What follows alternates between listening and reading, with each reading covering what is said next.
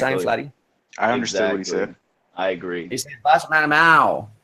Sound like a cattle. So anyway, hey, what were we talking about? I forget. Are you still working for Under Armour, Flatty? Are you still working for Under Armour, Flatty? Yes, I work for Under Armour, and I work for the You're US Under Armour shill, and I'm a vegan. You do work for Under Armour, considering that your whole I love fucking wardrobe cats is too. just one brand. It's a little weird that somebody's wardrobe consists of just one fucking brand. Are we gonna keep Adam in, or? It's like He's sponsored by Under Armour. Won't stop Oh, that was nice. That was nice. Oh, Just like a photo. Do you still? Was that you? Do you? Was that you, do Tim still- Osman? Did you a turn little your camera on? barking little dog. You We really just are. didn't see Tim Osman, did we? Do you think I work for the Young Turks still? Yeah, too. Whoever's on the debate channel, we Big just got L, to see you who it look was. like. He probably thinks you look like that skinny black dude on the Young Turks. That's and fucked so, like, yeah, black people all look right? That I'm like light oh skinned, man. so Well, I'm like a you light know what skinned, I'm saying. light skinned kind of black guy. You know how some of these people are. Just saying. So yeah, what were we talking about? NASA and fake films. And satellites, I think. Yeah, it's Wow. pretty Hey, what's absurd. up, John? Hey, what's up, guys? What's up, Cathexis? Hey, brother, welcome to the troll Oh, God. channel, man. Hey, bro. You have it sometimes. Hey, when we gonna do that hangout, man? We got to do it soon, probably in the next couple days. Well, I don't know. I'm considering doing one tonight. Who is on the other but- debate channel? Because you showed your face. So who's on the other debate channel? Because you just showed your face. So who is it? What? Who cares? Anyway. You got Jeremy on one debate channel, and who's on the other one? And it's me. It's Oh, it's Caleb. That's all right. All right, Caleb. Thought it looked like you. And just for the record, Caleb is Sensei's son. That's the princess. Caleb, Oh, man. you've been So exposed. yeah, hey Cathexis, if you do a live, if you want me on, I can behave myself. Hit me up, dude. I'm down with this shit. Well, I hope so. But yeah, I'm still considering it. I'm about to eat dinner and stuff, so it won't be until a little bit later. He's about to eat. Hey, put me an email, Cathexis. All day. Yeah, every yeah. day. Yeah, sorry I haven't gotten back to you, John. They get lunch on.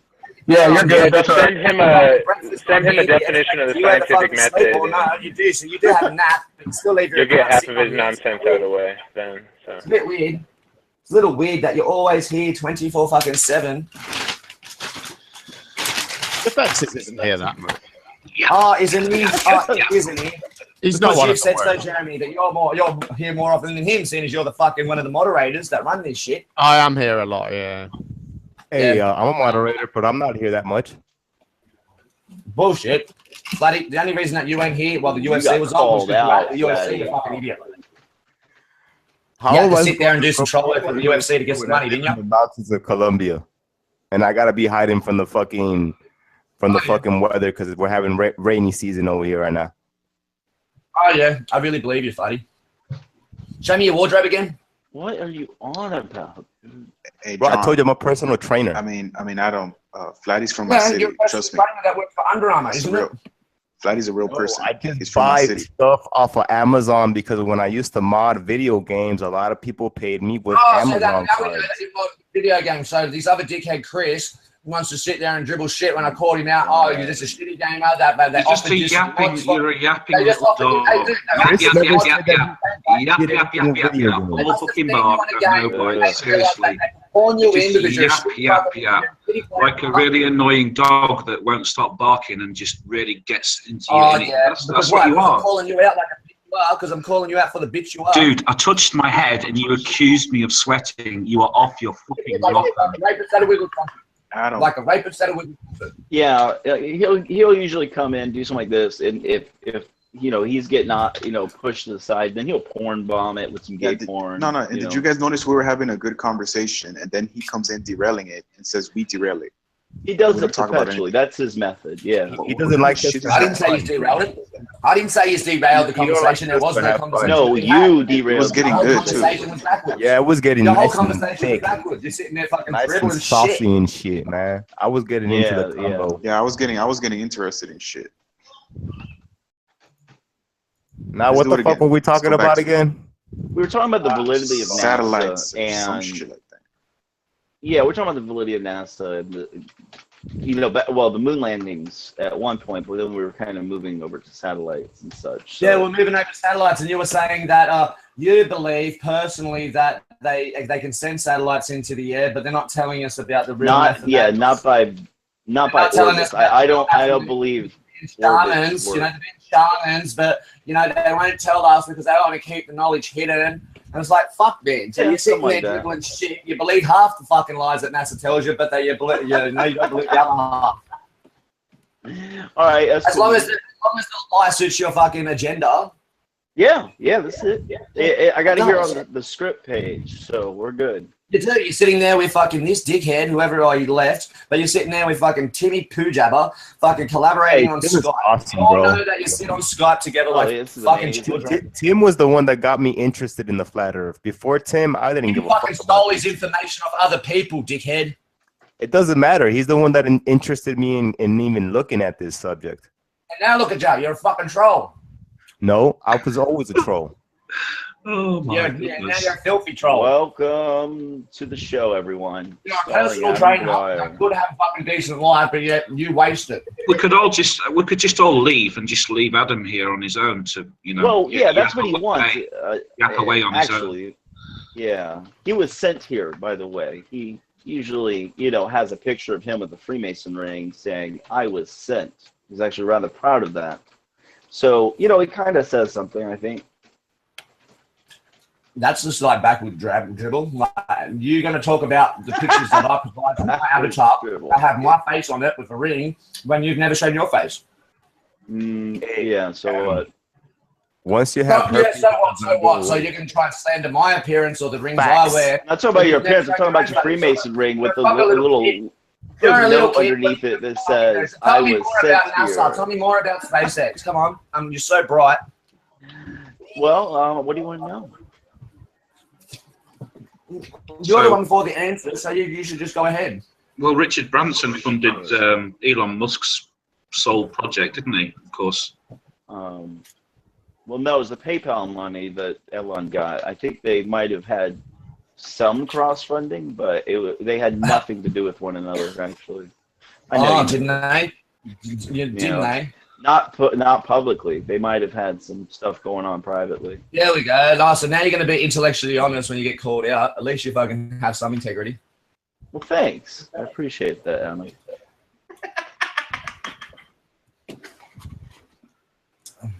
I know. At least I can. Adam, who pays you to come on these shows, Adam? Because I'm here.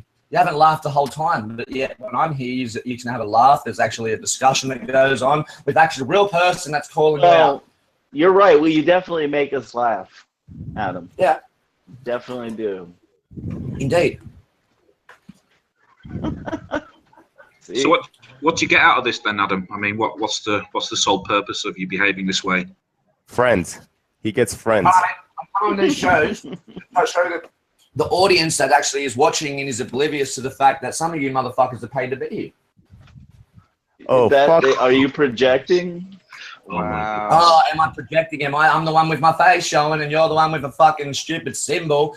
All right, and you've never shown your face. Wait, what do you think my symbol is? Do you think I've seen him on 3chan. Adam, you think it's the Illuminati symbol, Adam? Let's learn more. Hey, Cathexis, oh, you got look it. at my picture.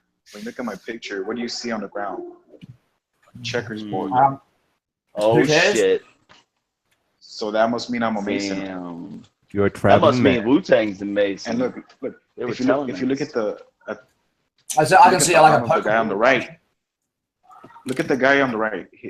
On his sleeve, there's a G. Just saying. Oh shit. You're probably a Muslim or a fake Muslim. No, they're 5%ers. A Muslim. God body. That's right. Yeah, cool. Your time's up. Yeah, What media company's paying you to do? Yo, Adam be the best representation of Yakub I've ever seen. What media company's paying you guys to sit here all day? What media company's paying you to sit here all day? Viacom? I don't know, dude. Where's our paycheck? Is it True Frequency Radio? Vladdy is sponsored by Telemundo. Vladdy's sponsored by Under Armour. No. It's Univision. Univision. Univision. Nice. Yeah, this is always fun here. Yeah. Yeah, you know now that you're gonna get called out when you talk shit. So what's the conversation? Come on, Cathexis. You're the smarty pants here. Why don't you start a conversation, Adam? Am I the smarty pants? I'm here just to call out you fucking idiots. Why would I want to make conversation when I'm here to call you out for your stupidity? Mm-hmm. So you're saying you're only here to disrupt people. So I can call you out. What you're saying? What? He said he didn't take his Ritalin so he can call you out. Sounds about right. Sounds about. What's Ritalin? You're the one that knows all about these fucking prescription drugs. You're a bit of a junkie, are you? He got you, Flatty. Flatty, are you on the roids or something? You got all fucking pimples up your back, do you? Am I on a what? That's the trainer that fucking takes roids. Oh, you're a fucking bright spark, aren't you? I think it's say you take roids. If I were to take roids, I would be 10 times bigger than what I am. And Flatty would be raging. No, you wouldn't. No, you wouldn't be 10 times bigger. And I wouldn't be on no YouTube channel fucking still work out, you head. I'm not saying you're fucking raging. What do you do? Sit there on a I'll be out there raging. You literally just will attack anybody, won't you? You're just like the whole a time I've rabid. seen you do your fucking shit, you're sitting there on an exercise bike and you're just curving on the gym. You like hey, here's what it is, guys. Seriously, Scrappy Doo. You like Scrappy Doo from Scooby Doo. Puppy power! Come on, Scrappy. All right, guys. Here's what I'm gonna do. First of all, I'm gonna go set up a hangout over on my channel, and yeah, of course you will. Yeah, of course I will, because you're absurd. So I'm gonna go set that up right now, and I will. So when somebody let me take. Wants to call you out, you just run away like a little bitch. Go then. Take your fucking stupid troll name. Nobody's really calling me out here. Timmy Osman already fucking left. Sorry. So now that Timmy Osman left and got called out, and the fact that he's a faceless troll, and so did you. Oh, we're gonna go have our own show now. Well, thanks, Adam. I didn't realize I needed to be called. Less over more. Less of your bullshit and more of the truth, please. All right, dude. You got it. Yeah, Cathexis, pop me an email, man. Yeah, I'm gonna get this sorted here in just a second. I wanted to take note on who here just I wanted to keep on. Let me see. First, we take care of that. Anyways, all right. So, John, are you on Hangouts at all? No, you got my email. Oh yeah. I'll send you the link that way. And okay. See. We got rid of them. I'll hit. Good here. I got Big L, Flatty. I got you, all you guys. Chris, let me see if I can find you on Hangouts real quick. So you guys are just gonna sit there and let Cathexis antagonize Adam and derail the Shut conversation. the fuck up. Oh man. Anyways, he left. Yeah. I guess he left. All right. So I guess so. Whatever. Anyways, I guess I'm gonna go ahead and set this up, and I'll slowly add you guys on here in just a moment. John, I'll send you that via email. Okay. Okay. If he actually left, you don't need to, but presumably he got sniped, did he? Oh gosh, who would do such? Did he get sniped? No. Who would do such a thing? I think he might have just fell off. His bad connection. You know? Okay. All right, Cathexis, no need. We're good now. Well, I mean, of course I'm assuming he'll be back. He hasn't. If he was sniped, he's accounts. going to snipe everyone out of this. You can't join by the link no more, so it's okay. You can't get in. All right, guys. I'm gonna take off and set up this new account. Jeremy, you're more than welcome to join us. Of course, we love the conversation. This place is a shithole, and since he sets it up that way, just because he likes confrontation, so he eats it up. He loves this type of stuff. You know, remember he let Adam be the moderator for 3 weeks straight. Remember that? Well, I mean, he's gone now, so why don't you hang on for a little bit longer and see what happens? Okay. Well, we've got a good bunch of people here. Yeah, we got the people here ready, Cathexis. All right. Well, won't be long. Let's just see where it leads us. It won't be, I know, but let's, we all know what the plan is. We all know how we're going to get there. Okay. I'm in the process of setting. We got John and Cathexis in here. I like when both of y'all talk about this shit. This shit gets interesting. Yeah, I appreciate that. So yeah, let's get to that. John, what is your views on the moon landings or the notion of satellites or the ISS. How do you think that stuff's going on? What is your ideas on that? Hogwash. Well, I mean, they do have machinery, they do have equipment. There is something that they're doing, but like satellites, we'll do satellites specifically. What do you think about satellites?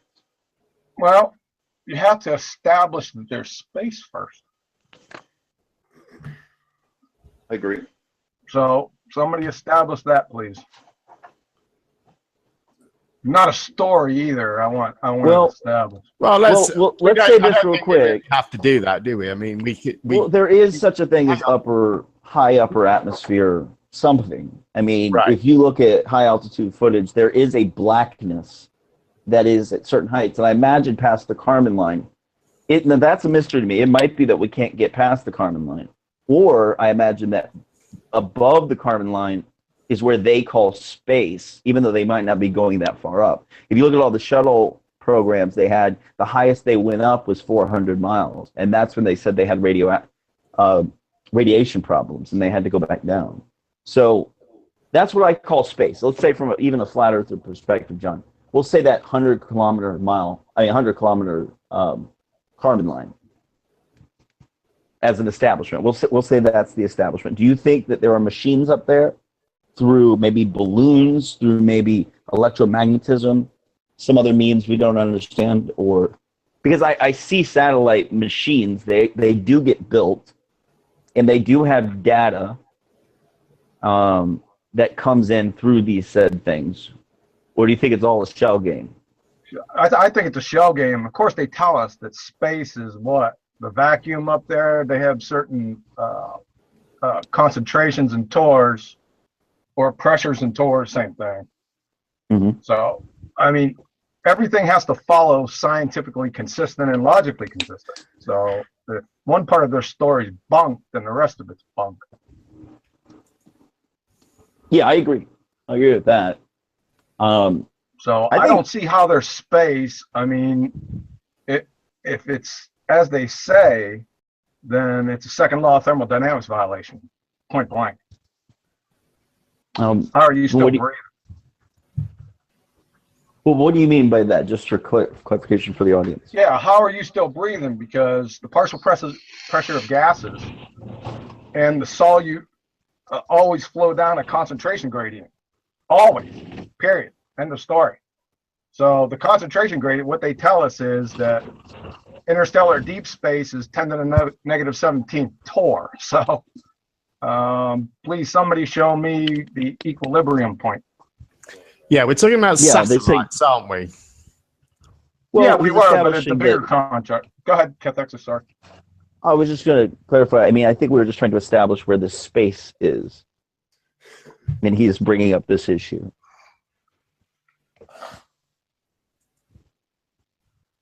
Oh, Jeranism joined and then left. There's Jerry, man of the hour. What's Nice. up? He's coming back. Oh, he left. What's up, Jerry? Jeranism. Hey, brother.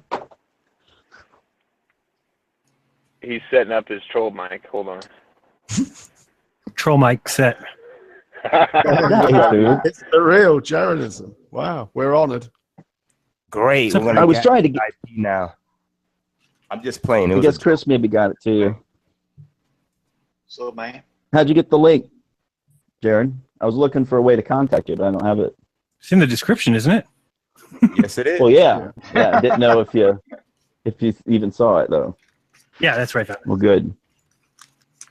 Nice. Nice. So we were talking about the Kármán line, I believe, in space and thermodynamics, second law.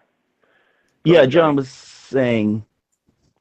Yeah, go on. Yeah, clarify what you were saying there. If you well, I'm saying what they tell us is that interstellar deep space is 10 to the negative 17th torr. So, and like I said, according to the laws of entropy, that solutes and gases, partial pressure of gases, always flow down a concentration gradient until equilibrium is reached. I mean, we all know this.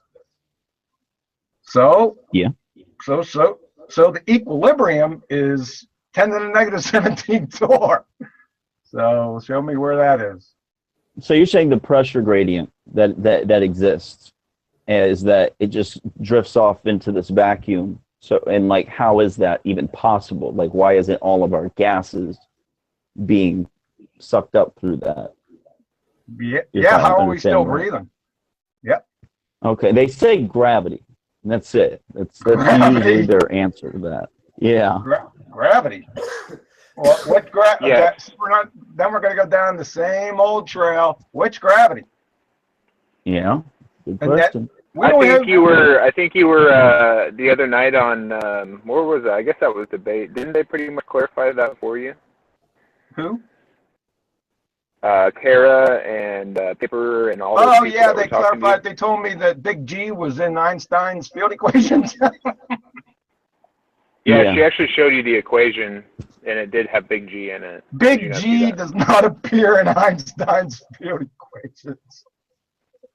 Yeah, there is a difference between those two. God. Einstein's gravity is different from Newtonian gravity. One is a warping of space-time. Another one is masses attracting masses. Yeah, they're mutually exclusive. Yeah, they like to merge them, and they say something along the lines of, well, how do you think the masses attract each other? It's by this fabric of space-time. But if you really understand, Einstein was making a distinction. He wasn't adding on to it. Newton never finished his equation. This is the notion of masses attracting masses. He even admitted in this book is patently absurd. That's what he said. That's what he said. It's absurd. Yeah. But it's something that he was trying to find an answer for because of why these lights in the sky move the way that they do. That's it. So, John, are you talking about the cosmological constant? Einstein's cosmological? No. She was saying that Big G is... This is what I'm saying. Big G is in the cosmological constant. Yeah, but Big G is not the cosmological constant. Plus, Big G has changed over the years, by the way. I never said that. Yeah, by 1%, correct? She doesn't need to say it. Big G is in Newton's equations, brought to you by Cavendish, correct? Yeah. You agree with Cavendish's That wasn't my question. experiment? You were saying Einstein's equations didn't have Big G, and I'm telling you. Well, Einstein's equations are friggin' debunked anyway. By whom? By whom? I can debunk it in less than 2 minutes. Well, you told me that you could debunk the spin of the Earth, and you used airplanes as the example, so I have little faith in you, good sir. Yeah, airplanes. That's right. The rotational frame of reference. Yeah, it's quite easy. Third grader can get it. Yeah, in my eyes, there is an issue where it seems like a globalist kind of wants it both ways. They say the Foucault's pendulum and Coriolis effect is affected by the spin of the Earth, yet it doesn't affect airplanes. Now, epistemology the other day was trying to say north to south flights are affected, and I don't think that that's the case. I've been told numerous occasions that a powered vehicle does not have to do anything with the Coriolis effect. It's only unpowered, like rifle shots or hurricanes or that's something irrelevant. independent. Yeah, that's what I was told by negative. To have a Coriolis effect, the necessary condition is have two separate or differing frames of reference, right? Yes. So how on one hand can you have two different separate frames of reference and then in the next breath state that the atmosphere spins with the Earth? It's the atmosphere is obviously connected to the Earth in some way. It's obviously, yeah, we don't have 1,000-mile-an-hour winds, do we? So it's a closed system? Is that what you're saying, Tim? The what? It's a closed system, like Bill 9 says? Is that what you're saying? Well, with gravity, it makes it somewhat closed in a way, I suppose. Oh, okay. We do lose atmosphere. So Earth operates with this whole weird aspect of it. Operates like a closed system, but when you don't want it to be, you can easily say no, it's not. Well, we're talking about hundreds of miles up, though. You know what I'm saying? Yeah, but the thing is, this is having it both ways. No, I don't need to show. You need to disprove science. Prove science, okay. If you have observe a phenomenon, conduct a literature review, hypothesis, test, validate the hypothesis, report findings. There, I just did science. Say again? What's your name? Joe Hill? Oh man, this is the guy that controls fucking LSC and shit. Yep. Can we get the trolls? Hey, can we get the Damn, trolls where out all of here these trolls seriously? coming out from? Because we would like to have a conversation with Jeranism. Keep it decent. Yeah, but we're on the troll channel. So if it happens that we get over trolled, Jaren, I'm gonna start one up and we'll have a conversation over there. Yeah, Joe's very famous. Jaren, what do you think about the Carmen line and what we were just talking about, man? Well, you said that. Here, I'll take care of this. Sorry, go on, Jaren. Thanks, dude. Please do. Please do. 1 second. Go ahead, Jeranism. Sorry, I got him on mute block. So you said that you think the atmosphere is connected to the Earth somehow, right? Yeah. By gravity. Yeah. So if that's true, then you're saying that each part of the atmosphere, depending on where it is, whether it's above the equator, whether it's above the Arctic Circle, it somehow knows where it is on the Earth to spin at the same speed as the ground below it? Are you talking about the atmosphere having a mind of its own and knowing to spin with the Earth? Or? Yeah, if the atmosphere is spinning with the Earth and it's due to gravity, then gravity has the ability to differentiate and know what speed each part is going. So that can't be true. Yeah, John did the math on what a particle, I think it was like 100 kilometers up, how fast it would have to be moving if it were attached in relation to a particle at 1 foot. Like there's, just like geostationary satellites, it would have to be moving faster the spin of the Earth is 1,000. If it were higher in altitude, it'd have to be by about faster. 50 miles an hour, I think it was worked out. Yes, but that's still how are these particles attached to one another in a way that they can be carried like this? Like it just seems the speed would have to change from the North Pole to the equator from 0 to 1,040. So there's no way gravity. Yeah, but then how do you account for the Coriolis effect? Because you need two differing frames of reference. Yeah, that's why you want it both ways. It can either be a closed system or behave like a closed system. And if that's the case, then there would be no Coriolis effect. But you want the Coriolis effect in there while saying it behaves like a closed system. It makes no sense whatsoever. Right, it's a contradiction. It is. It's a complete contradiction. So which one? I don't see the contradiction. Well, it's plain in your face contradiction. I don't know how you can't be able to explain it very easily then, shouldn't you? We just did explain it to you. Yeah. Here, I'll try it again. Number Try one, it again. if you say that the Earth's atmosphere is spinning with the Earth, then that's one reference frame. To have a Coriolis effect, the necessary condition is to have two differing reference frames. How is that so hard to understand? I don't even understand what a reference frame is. Okay. The rotational reference frame. Go ahead, Cathexis, sorry. Well, just think of the whole spinning on the merry-go-round with somebody throwing a ball to each other, okay?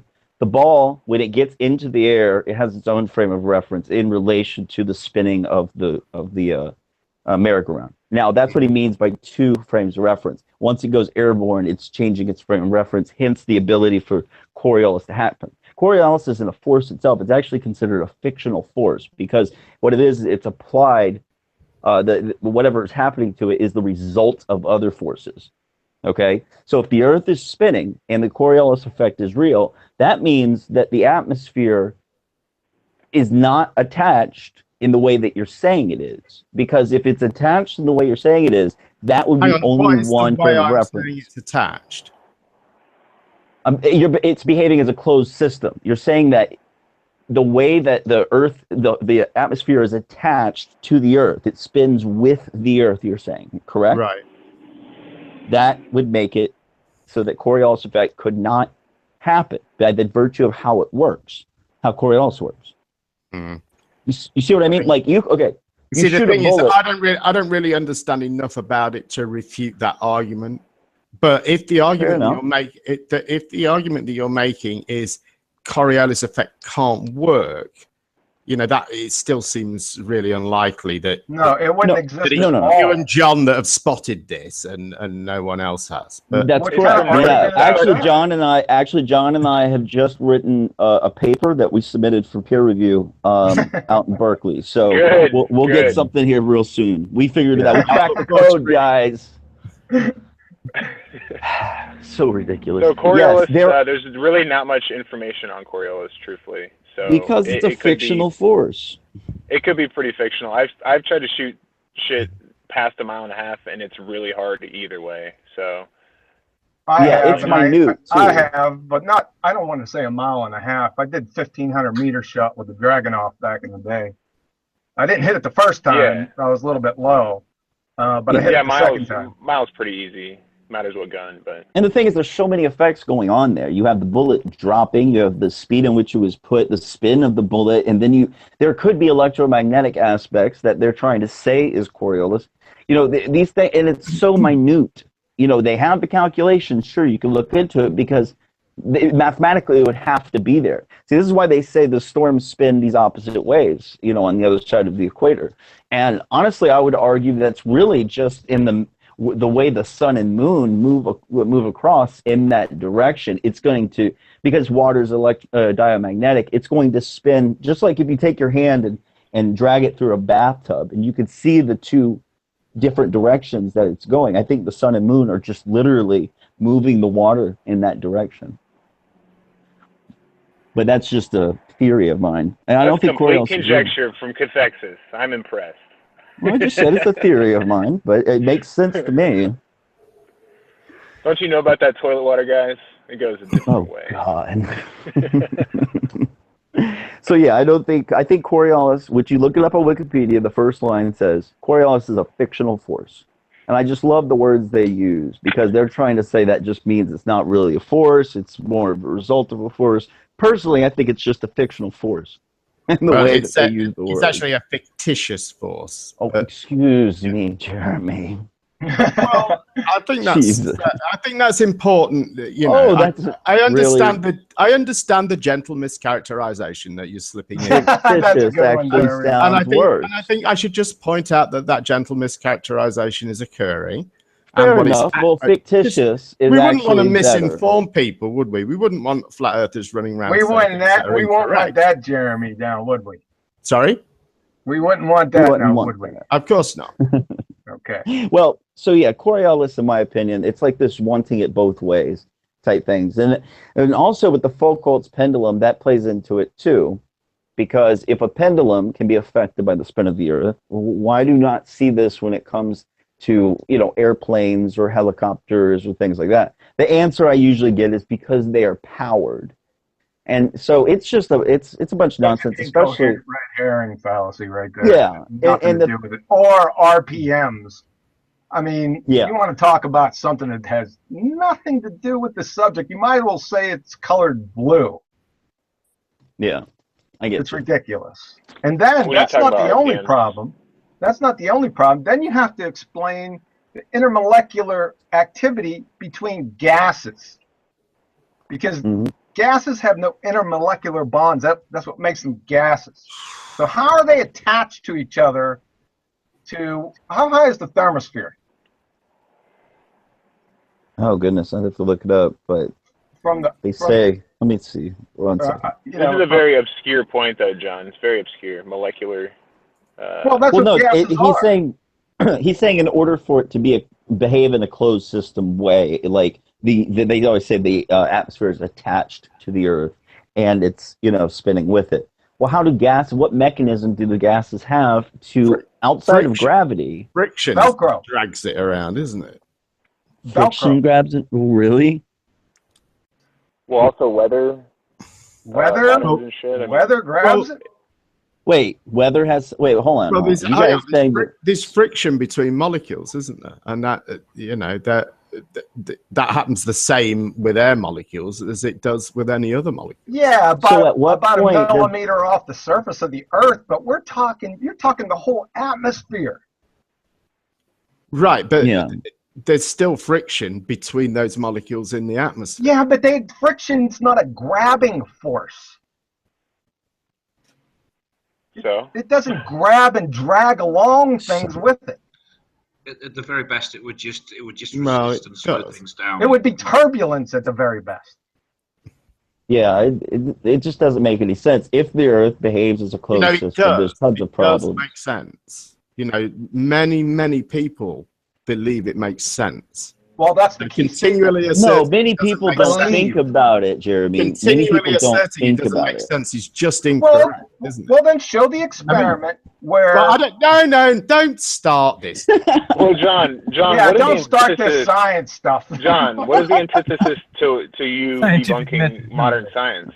Like, what is the antithesis to? I mean, do you have another competing proof against science and what is known to be? I'm not against science. What you're calling modern science or scientists are pseudoscientific priests. Yep. No, I'm saying that you say that some of their facts are not right. So I mean, do you have like an antithesis? Do you have like an anti to their point? The real scientific method.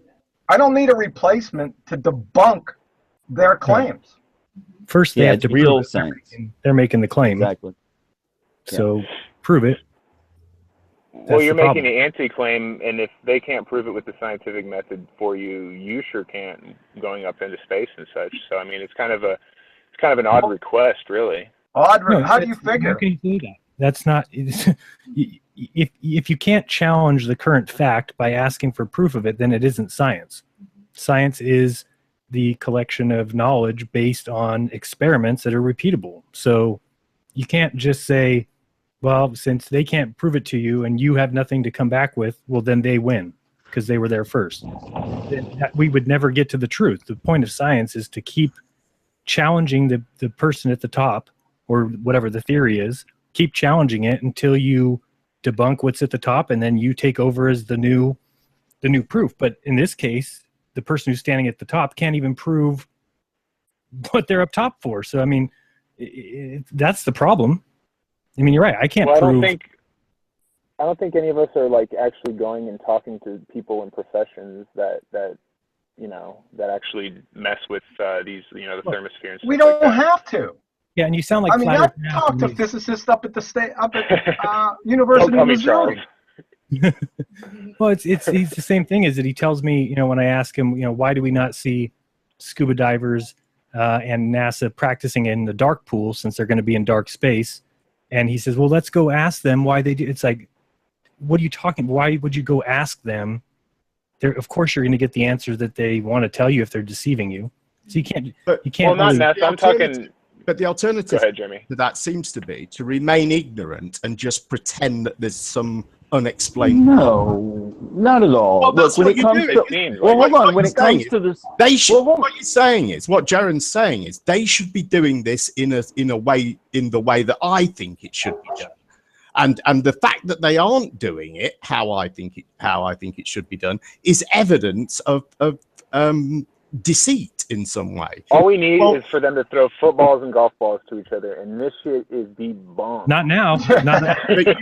You should be asking why they're not doing it how you think they should do it, and then at least you could make an assessment on their answer as to if that's incredible. But to pretend that isn't an answer is just, well, it's dishonest.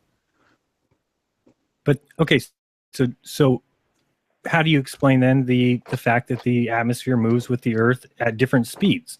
I mean, so if you can't explain it, and then nobody from science is going to answer anybody that's asking them these questions because it isn't in their best interest. Why would they ever show themselves to be frauds? I mean, they're not going to ever do that. So we shouldn't expect that. I mean, you can't. So you think that the movement of the atmosphere is totally unexplained by science? There are no explanations out there for it anywhere. It's just, and nobody's noticed apart from you guys. It's not that they haven't noticed it. It's that they were taught in a way that glosses over those facts. And if we bring them up, the whole idea of it is, to them, they're thinking, well, why would I answer this question? Of course, it's already been proven. They don't look into it. Why would you look into something that's going to debunk your whole entire life? You're not going to do it. And he's right. These are things that aren't necessarily focused on. They're just taken as an accepted value through their education process. And when they get to a point where they're educated and they're gone through it, well, they think they know. It's not like they've gone and done the necessary thinking on that particular issue. Maybe some have, but a lot of people don't. They just go with what they've been taught, and then they work in the field. And plus, there's so much specialization and compartmentalization in modern day academia and science that most of these guys, you know, how many Coriolis effect professionals are there? You know what I mean? Like it's so specialized that it's just beyond the institutions at this point to be able to check on each other. Yeah, and here's the problem: like these special things. You know, none of us know whether that's true, do we? I mean, I think. Well, I do. I do know college. I mean, there are plenty of meteorologists in the world that would use. But they're using accepted science. Hang on. That would see the effects of Coriolis every day. You know, there are plenty of people that would be involved in science, you know, environmental sciences, that would include that and would include having to have an understanding of it. Well, and I would suggest, I'm nearly there, I would suggest that those people have a greater understanding of it than you guys blundering around deliberately, by your own admission, in the dark. In the dark? I didn't say I was in the dark. What about Jeremy? Just the spin of the Earth? Just stick to that. Let's just say the spin of the Earth.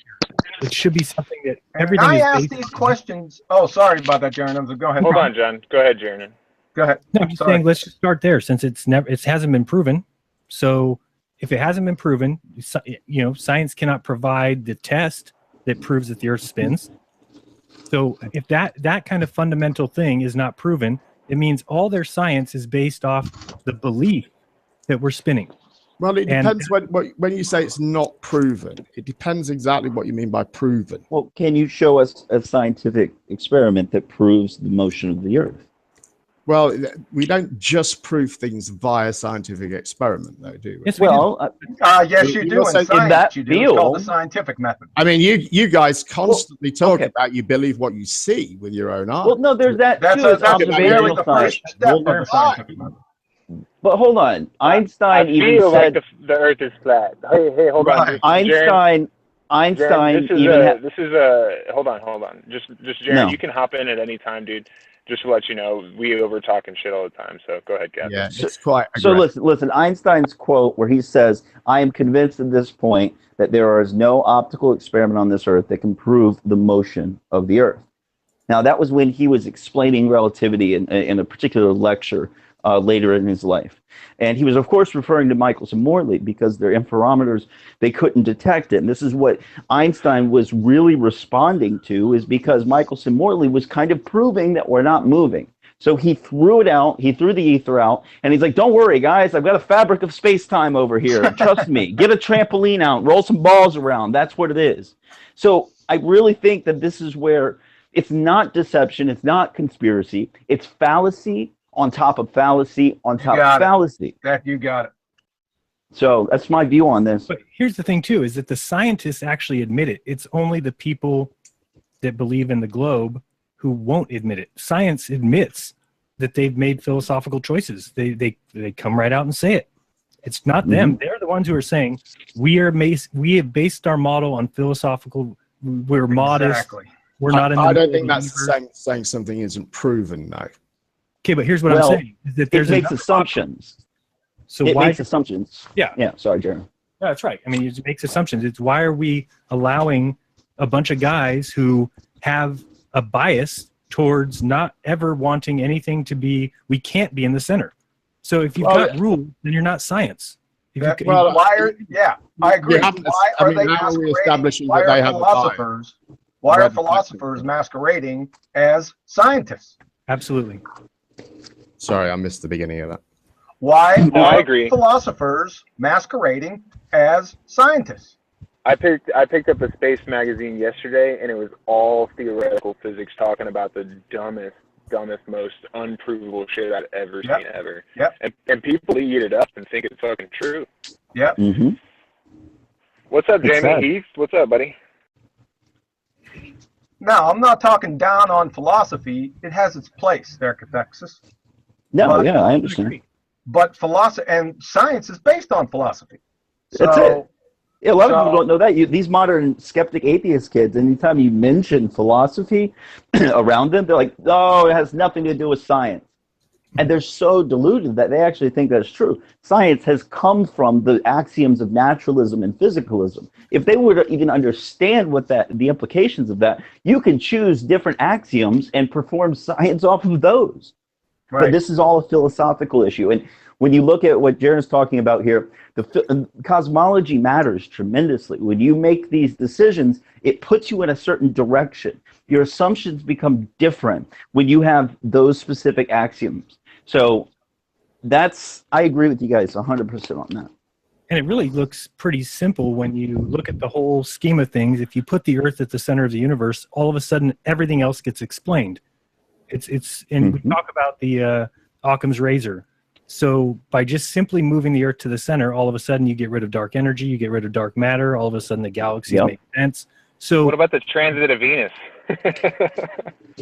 Probably makes sense. Geocentric Earth, man. Yeah, they'll try. It's funny. Any heliocentrists, that's the first thing they go to when you mention geocentricity, which it doesn't make any sense why they think that busts it up in some way. Like when you understand, and plus there's two different geocentric systems that I've seen. Right. Matthew here actually can, actually go ahead and talk about those two, Matt. You've got your geoheliocentric, the Tycho Brahe model. Jeren knows about it. Yes, I'm aware too. So you have these other ways of putting it that a lot of people don't realize. You hear geocentricity, and people have these weird ideas, and plus they filter it with the heliocentric filter, so they're not seeing it correctly. The only reason Copernicus made the system that he did was because he didn't like, well, at least this is his answer, he didn't like epicycles. He just didn't find them likely. He said, the mathematics works on but all these systems. You can predict eclipses 50 years ahead with each one of these systems, and they're choosing them now on a philosophical basis. That's it. Copernicus didn't get rid of epicycles, did he? That was Kepler. Well, he put it in the eclipse. What is it? Ellipses. The ellipses. That's all he did. He just changed when you put the position there of the sun in the center. Yeah, and you make them ellipses. Then the epicycles change, and they're basically not there anymore. They're just so. It does simplify it. It does simplify it to some degree, moving from that old Ptolemaic system. But there are new systems that have come out since after Copernicus, or around the same time, that make just as much sense. If you want to say, heliocentricity makes sense on, mathematically. So. Yeah, but mathematics only describes; it doesn't explain anything. Right. Exactly. It's like a language.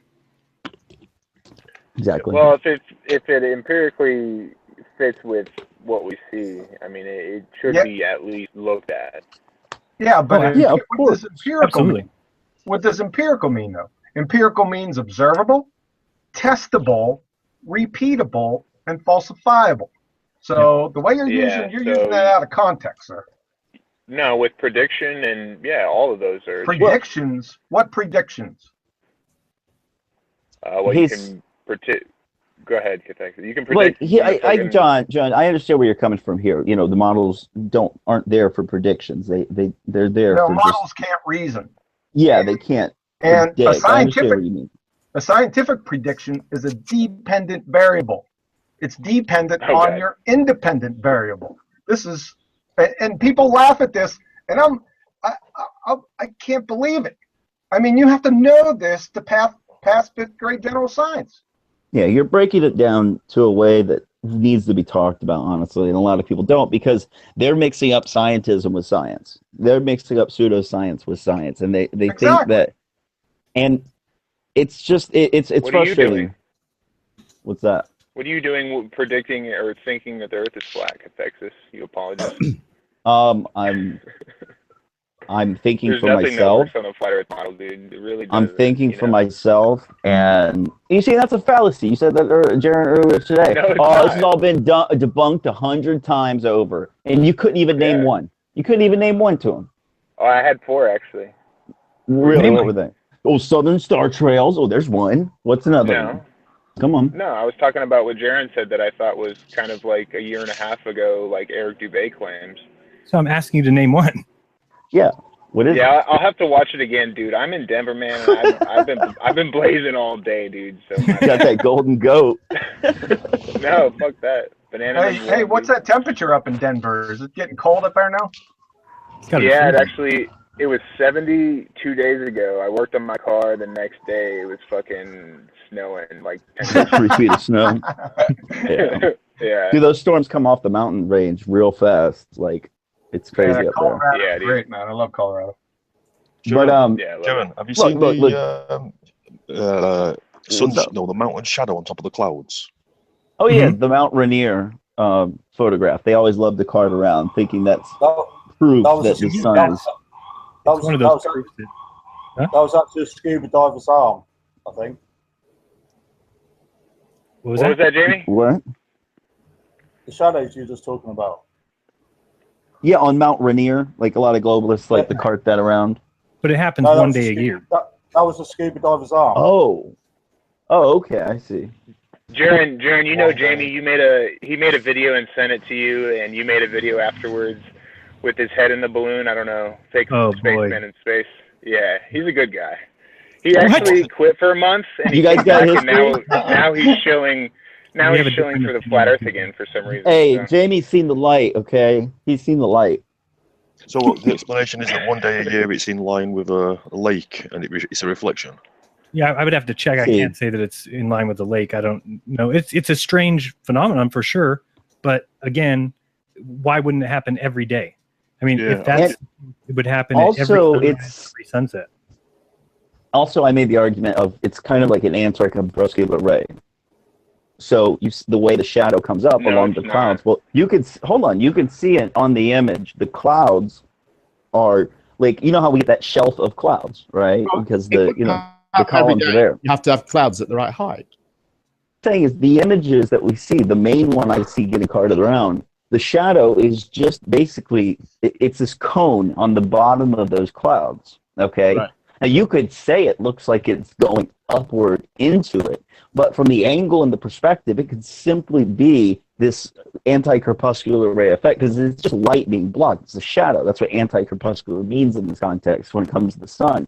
And when you see it, it's a perspective issue, just like trains, tracks converging. Dude, nothing in the definition of anti-corpuscular rays says anything what you always say it is. I looked on Google Maps. And I'm using it as like just a reference. If you know what you're just randomly redefining some word so it'll fit on the flat Earth, aren't you? I do. I try to get people to think differently. Like I also say angle of attack when it comes to looking at boats on the horizon. So what? I'm just using different words. Legitimacy to a load of bollocks is. All right. So the shadows, the blockage is like going straight up. Blocking, and what was that one I heard the other day? What was it? Mirroring, reflection. They've used a bunch of them. So wait, those are nonsense. Those words are nonsense. Or something. I'm sorry that the vocabulary. I'm sorry that the vocabulary that I use is above your comprehension, but hold on. It is what was what that it is. moisture deck thing that Earth made up or whatever? What was that? I can't remember what phrase he used. I'll find it. I'm sure you will. Can you remember any of you? I don't remember.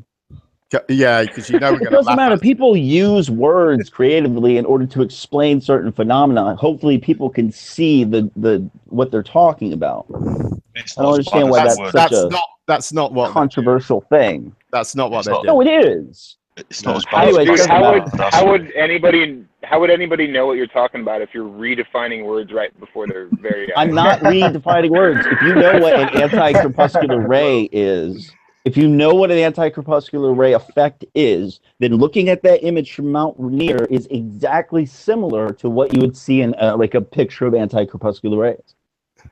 That's what I'm saying. Like, why is that such a hard thing for you to get your head around? I'd more accept that it's a body of water reflecting.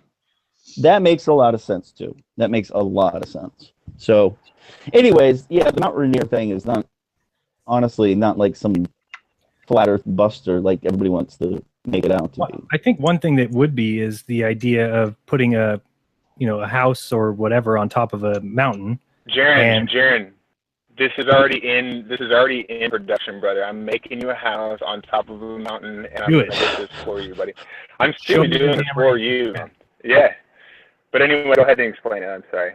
Well, no, I mean, obviously I've explained it a bunch of times, but I mean, if that can't be shown one time, then even that shadow must be some sort of effect, because with that kind of a angle, then that means that the rays are coming from way underneath that mountain, shooting up, causing the shadow on the clouds. If that's happening, then we have rays that come up at a steep angle and would easily go onto any house on the hill, even if you're in Denver.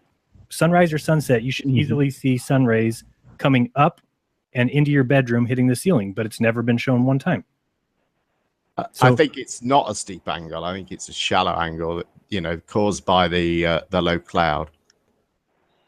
And the phrase we're looking for, the phrase, Tim, is what he's saying is opaque moisture deck.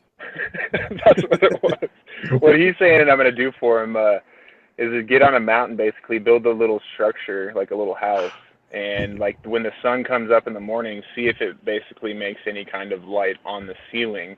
Yeah. Now, most buildings will not have windows that go all the way up to the ceiling, so that might be part of the reason why that has never happened. Well, not really. We've all seen rays come into your house, in your house, right? They come through windows and hit the floor, right?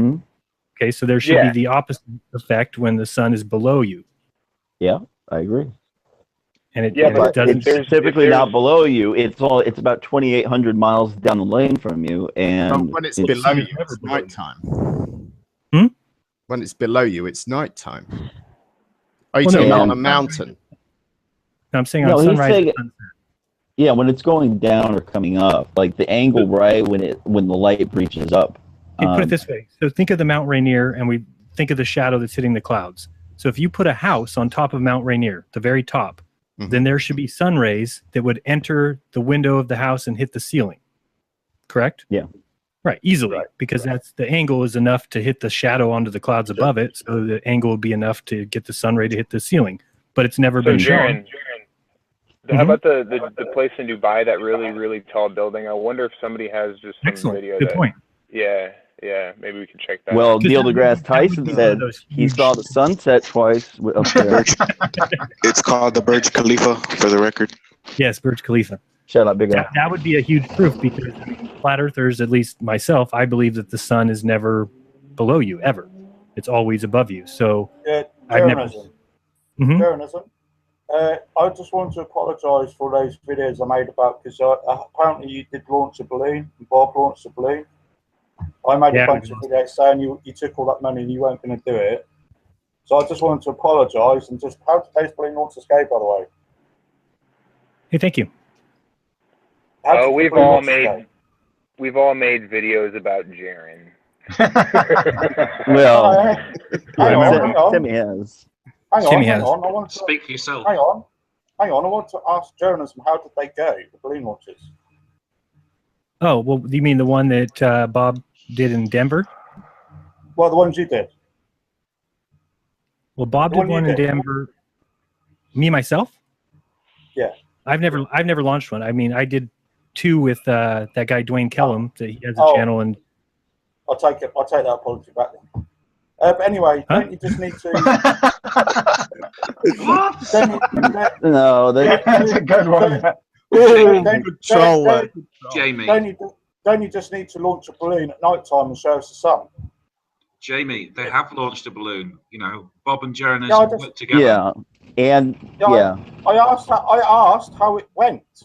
How they went. Yeah, I was telling you. So Bob launched it in Denver. I live in California. I didn't launch it. I was on the live stream watching him, and it got up in the air about 15,000 feet and then disappeared off the radar, and that was the last we ever heard of it.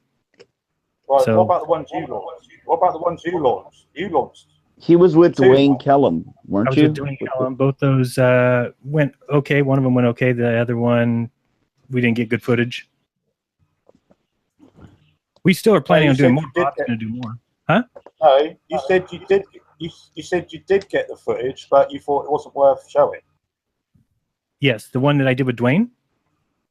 Yeah, it was shitty footage. I sent up a GoPro 5 session and put it in night mode, and everything was set perfectly. When we got it, all you can see is the red flashing light the entire time. Yeah, but listen. Mm-hmm. You just said a minute ago that you don't believe the sun is ever below wherever. So why don't we just send up a balloon at night time and then just show you the sun? Well, because the higher up you are, the further you can see. What do you mean? Yeah, so send a balloon up at night time. If the sun's going to be up wherever it's on the flat Earth, so just show the sun. Right, that would be the case no matter what, because we can't see the sun down at the ground. As soon as we let the balloon go, it's going to go up and it's going to see the sun, but that's not going to prove anything to anybody because they're going to say the balloon was higher up than you. That's why you saw the sun.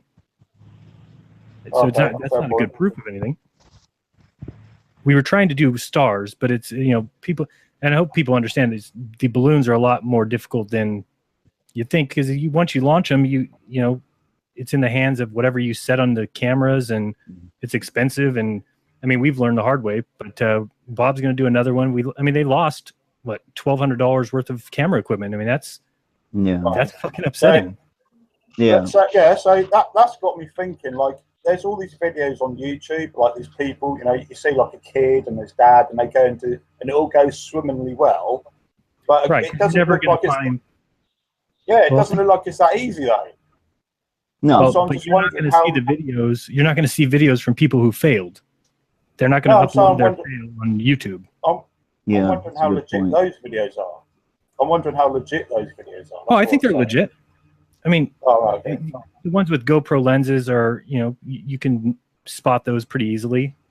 And the ones that don't have GoPro lenses, like the ones Dwayne's done, they show me what I think you would see when you get up there, which is the sun casting a circular light on the ground. And past that circular light is black. It's dark. It's night. So that's why people think. Yes, go ahead. I watched a couple of your videos where you said that you saw like scuba divers. Mm-hmm. Do you still stand by that? Absolutely. Right. Okay. So you're saying there's like a shadow, and you're saying that that's a scuba diver's arm.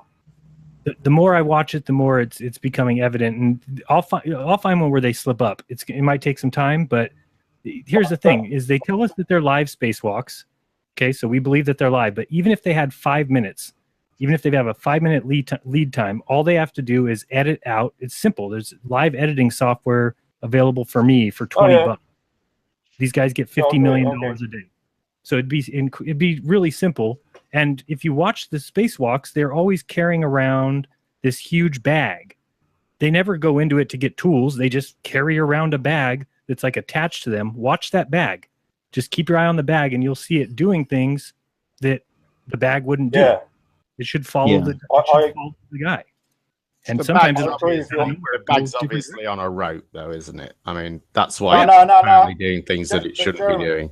Well, that last video that Jared put up, and I don't see scuba diving showed a lot. I just Jeremy claim as a scuba diver doesn't look anything like one. Jeremy, did you look at the last video? Use your imagination, Jeremy. Jeremy, I agree. Jeranism. I wasn't sure about that, but I do agree with Jeranism. When you go and watch it again really closely, that bag, it does just for a split second, it just like zooms up. It is weird, that one. Yeah. But he did that last video. But I assume you guys got it on a rope, because usually they've got this stuff on a rope, haven't they? And that's what we're saying. They got it on a rope. But if the guy's moving across the bow, let's say, and the bag's moving evenly with him, and then all of a sudden the bag goes down and around by his feet, what caused it to do that? You can actually see it's not like he pulled the tether. It just moved on its own. Which it's very weird when you see it. in that environment, he only needs to give it a little push in one direction, and it will move. What is that environment like, Jeremy?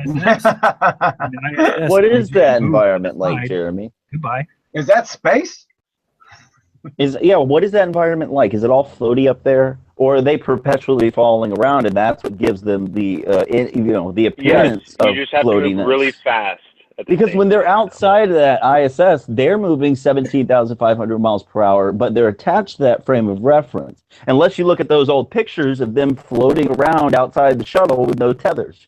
That happened, and nobody fucking questioned it. So how fast are they moving, and is it floaty up there, or are they perpetually falling? Floaty. Which is it? Really, which is it, Jeremy? Really give your mind to think about this one. It's actually both. No. Don't give me that. I mean, I'm not being rude either. Just seriously. Well, you're just is giving the two descriptions of the same thing. It's actually no. You're perpetually falling at 17,500 miles per hour. If you're in the ISS, then that would give the appearance. You've seen these people on these vomit comets. Yes, that's what it would be doing. So what are they doing? Are they falling or are they floating? They're falling, which gives them the appearance or the ability to kind of float around because they're inside of this vehicle. They're inside. You answered your own question. Thank you very much. Listen, they're inside the frame of reference. And just they're like outside of it. You're using two terms to describe the same. No, listen. When they're outside, when they're outside, those astronauts are falling at 17,500 miles per hour. Is that what you're saying? Your answer then is my answer. And that gives them the ability to be floaty. And everything, they can move, they can toss a wrench up, and the wrench leaves the frame of reference. Yet, but you see what I'm saying? It doesn't make sense when you really put critical thought to it. It's counterintuitive to what we experience on Earth. Yes. Because I don't fall that much. How would you know with experience in space? How would I know? How would I know? How would you know? Space, yeah. Well, I don't. How would you know? How would you know it's a hoax if you've never been in space? Okay, then you just answered your own question there, buddy. Jeranism. I just want to ask you about the other one. Yeah, that one I'm not sure about. I looked at it again. I think you got a point, maybe. But the other one where you say the gold foil, where that's a scuba dive tank. So I went down your list because this is what I do now. I'll go and read comments to see if anyone disagrees. And that flat earth math, he gave an explanation, the description of what was going on. So I watched the video, and to me, it does match what the description is. Like he pulls off the hatch, right? He pulls off, a piece of the gold foil, and then he takes out the film canister thing. Okay, so that's what it looks. That's what it looks like. I'm just saying. And if it's a deception, they're not going to not tell you what's going on. They're going to say something's going on, but you need to use your critical mind to think why. First of all, where's the pictures from the film canister that they pulled from the side of the exterior of the craft?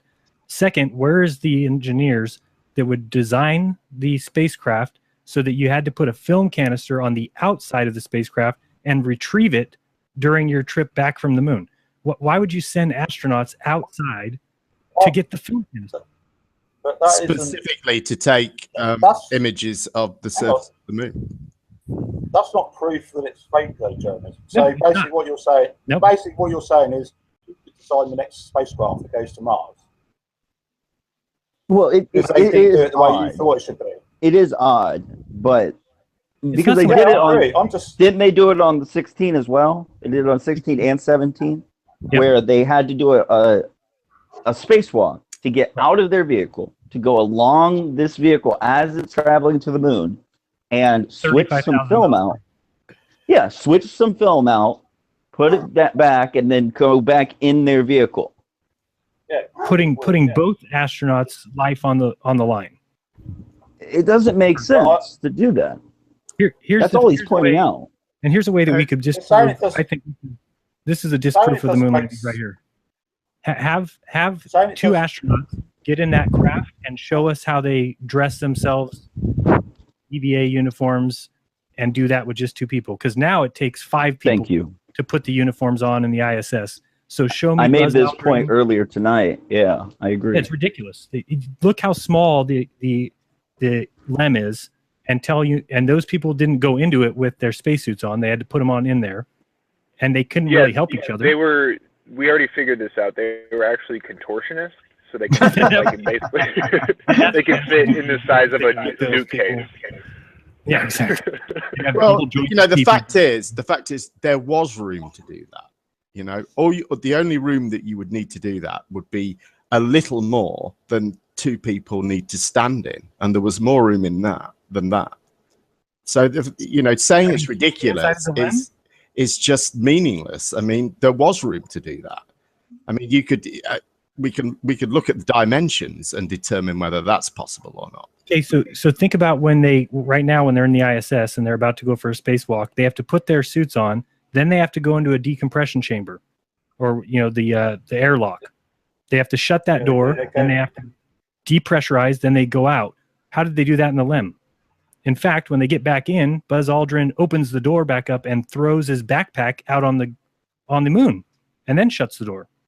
Yeah. How do you do that? How do you keep? They left things on the moon, but correct. But so how do you throw out your backpack? They left stuff that they didn't need behind. The drones did. Then they went in and closed the door. No, okay, but they were in the spacecraft, and they threw out their backpacks, their life support systems. I'm not sure about that. Well, so it still doesn't make sense. How would you do that? And then here's the other thing: if the sun is hitting, I don't think they threw out life support systems. Okay, I'll show you a video. But Tim Osman was saying earlier that you're saying it's 250 degrees, but there's no atmosphere, so they wouldn't feel it. The metal craft that they're in, the LEM, would feel the sun hitting it. Yeah, it has molecules. Right. So for them to spend the night in the LEM like they did, they slept in there, but they had thrown their backpacks out. So if you don't have your backpacks, that means you don't have the air conditioning system running through your body with water, like they say. So you've got a craft that has 250 degree temperature on it for an entire day. It's going to bake those guys to death. They're dead. Hey, Jaron, it's going to be a lot hotter than that, man. Right. Inside, it's going to be 500. I mean, who knows? Yeah, they're getting hit by the full spectrum. Right. And there's 14 days on the moon. So but this is a heavily insulated craft with a cooling system that you're just ignoring. Yeah, it's got space air conditioning. You didn't know that, man? Right. And batteries that just run for 6 days. No, they use fuel cells. Metal 1960s fuel cells. Batteries can run for a lot longer than 6 days. Listen, I learned it from Star Trek. They use fuel cells, okay? You have... well, so look, I mean, is that what we're going to do? Is that your argument? Well, my that was somebody else. Pretty feeble argument. That was somebody else. You just said that the LEM. No, that's just me adding in your stupid, just bullshit. That it's just fucking. Oh, it's fuel cells. Fuel cells. It's fucking ridiculous listening to you, dude. Okay, well, why is it? Okay, so your argument is that they use batteries, then, is it? No, I don't believe in space travel at all. What is it about fuel cells that you find ridiculous? Fuel cells in space recharging themselves and not needing any repair is pretty fucking retarded, if you ask me. Why? What evidence do you have that fuel cells break down, every few days? What evidence do I have that fuel? I don't believe. But you're saying that a fuel cell that runs. You're saying a fuel cell that you're trying. You believe in fuel cells in space. Why are you saying that? You believe in fuel cells in space. No, I'm talking about what you've just said. You said that. No. You're trying to get me to argue about something that I don't believe in. See, that's the trick that globeheads use. It's a very common thing. I want you to talk about stuff that doesn't exist. I really want to do that, Dan. So you're saying fuel cells don't exist? No. In space. That's why I asked you. Do you believe in fuel cells in space? See, that's why I asked you that. Well, obviously. That's the answer I've just given, hasn't it? But I'm wondering why you think. Hang on. I want to know why you think a fuel cell that can run for 6 days is retarded. What is it about it that's retarded? Well, because what is it made of? What's a fuel cell made of? Well, and it was 1968. You know that idea is retarded, so you tell me. I just asked you, what's your fuel cell made of? You know all about fuel cells and how retarded they are. See, look at this, guys. He gives me time to answer, and I ask him what's the fuel cell made out of. A guy talking about how retarded things are, who knows I don't know what a fuel cell's nothing made about out them of. whatsoever. I don't know what a fuel cell's made out of, but I just want to continue this argument with you, buddy. I don't know what a fuel cell's made out of, but I know it's retarded. Gentlemen. Guys. Can we take it down? Can we With take all it down due respect. a little bit? Come on. What Thank you, materials Chris. is it made out of? What materials Guys, are your fucking fuel cells made out of? It's retarded and impossible and can't work in space. You tell me me what feelings, fuel cells are guys. made out of. Oh, I hurt his feelings. He doesn't know what his fuel cells made out of. It's okay. I'm just pointing out. Hold on. I'm just pointing out the shallowness of your argument. I'm just pointing out that you have no argument. You don't have an argument. You don't even know what you're saying. The same as you're just Jared. arguing out of fucking with a whole bunch of people trying to make any point. You're not making any point. I immediately make points. You don't make any fucking points.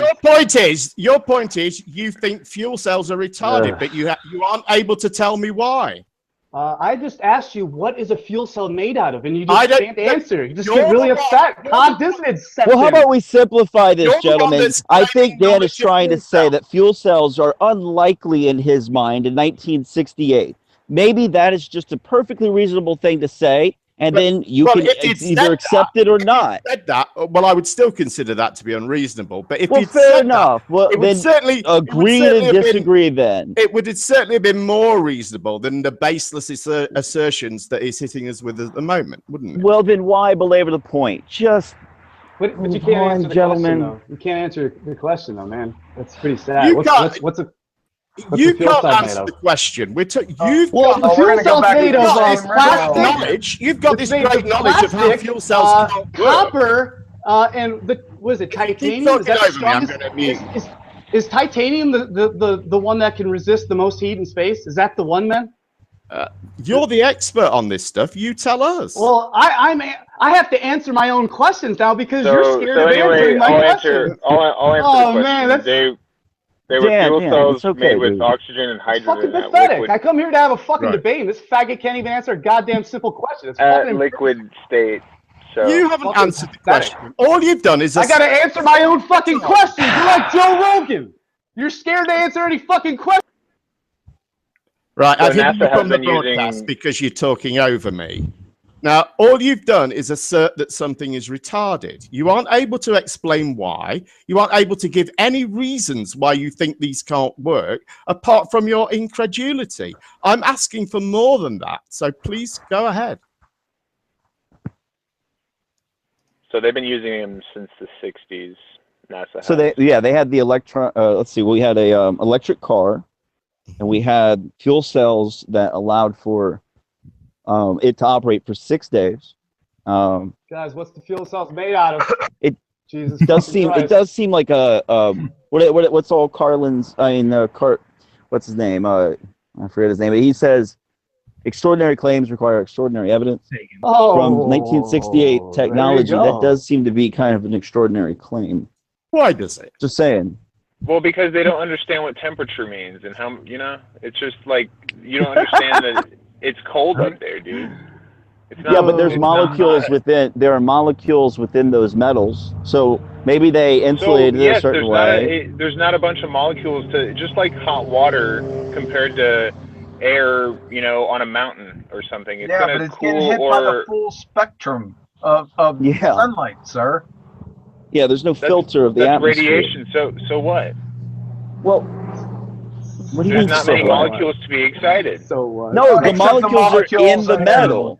In the metal itself. No. When the radiation hits it, is there a medium that temperature is transferred to something or not? The metals. The metal itself. So that's the molecules. That's the medium. Before the metal, the medium before it's receiving the metal. light. Then it's the ether. You prove the ether, Tim. When your car gets hot, when you're on the inside of it, do you think it's getting hot because of the air around the car, or because the sun is hitting the car, the metal? Certainly not. We're talking about on Earth where we have tons of molecules to be interacting with. Right. So you're saying that light and energy cannot travel through a vacuum, and so the light that we see on the moon. Well, then what are you saying, Tim? This is the example I heard that puts this into perspective. In a coffee cup, the air molecules in a coffee cup are 10 to the power 25. Is that right? Did I say that right? In space, that coffee cup, the molecules in that coffee cup would number 300. Yeah. Okay, so now that doesn't. Oh, sorry. Go ahead, Jeremy. Well, the outside of the coffee mug, we're talking about now the ceramic build of it, is identical on Earth or in space. There's no change. So at that point, and if there's this, if we put a cup of water outside the house and the sun is hitting it, any kind of warming of the water is coming from the sun hitting the ceramics, not because the water is being affected by the air molecules outside of the ceramic. Whoa, that's right. No, that's not true. No. Oh, you got to be kidding me! I mean, how do you Well, not? You're saying that ceramics can be warmed up and water can't? No. I'm saying that's what you're saying. Okay, so take a mug of water. The heat in the water is coming only from the ceramic of the cup, not. Well, mostly. Yeah, it's like inducted. The heat's being inducted. Hold on. So, Jaren, if there's no clouds in the sky and you were just say in Denver and then you went to Pikes Peak, okay, is it going to be warmer or colder on Pikes Peak than in Denver? It's going to be colder usually. Yes. So, are you still getting the same amount of sun up there? Okay, so you're talking about the temperature around you, right? Yes. Okay, but is your temperature still inside your body? Is it still 98.6? Well, yeah, I mean... Right, because the temperature around you is not affecting your body temperature. No, because he's respiring, and that keeps his body at the right temperature. Molecules are interacting with your skin, dude. I mean, it's not just the sun beating down the rays that... Yeah, but that's a false analogy. You're talking about on the moon. We're not talking about the medium here. I'm just saying... I was talking about the medium. We're talking about the full spectrums of sunlight hitting that metal.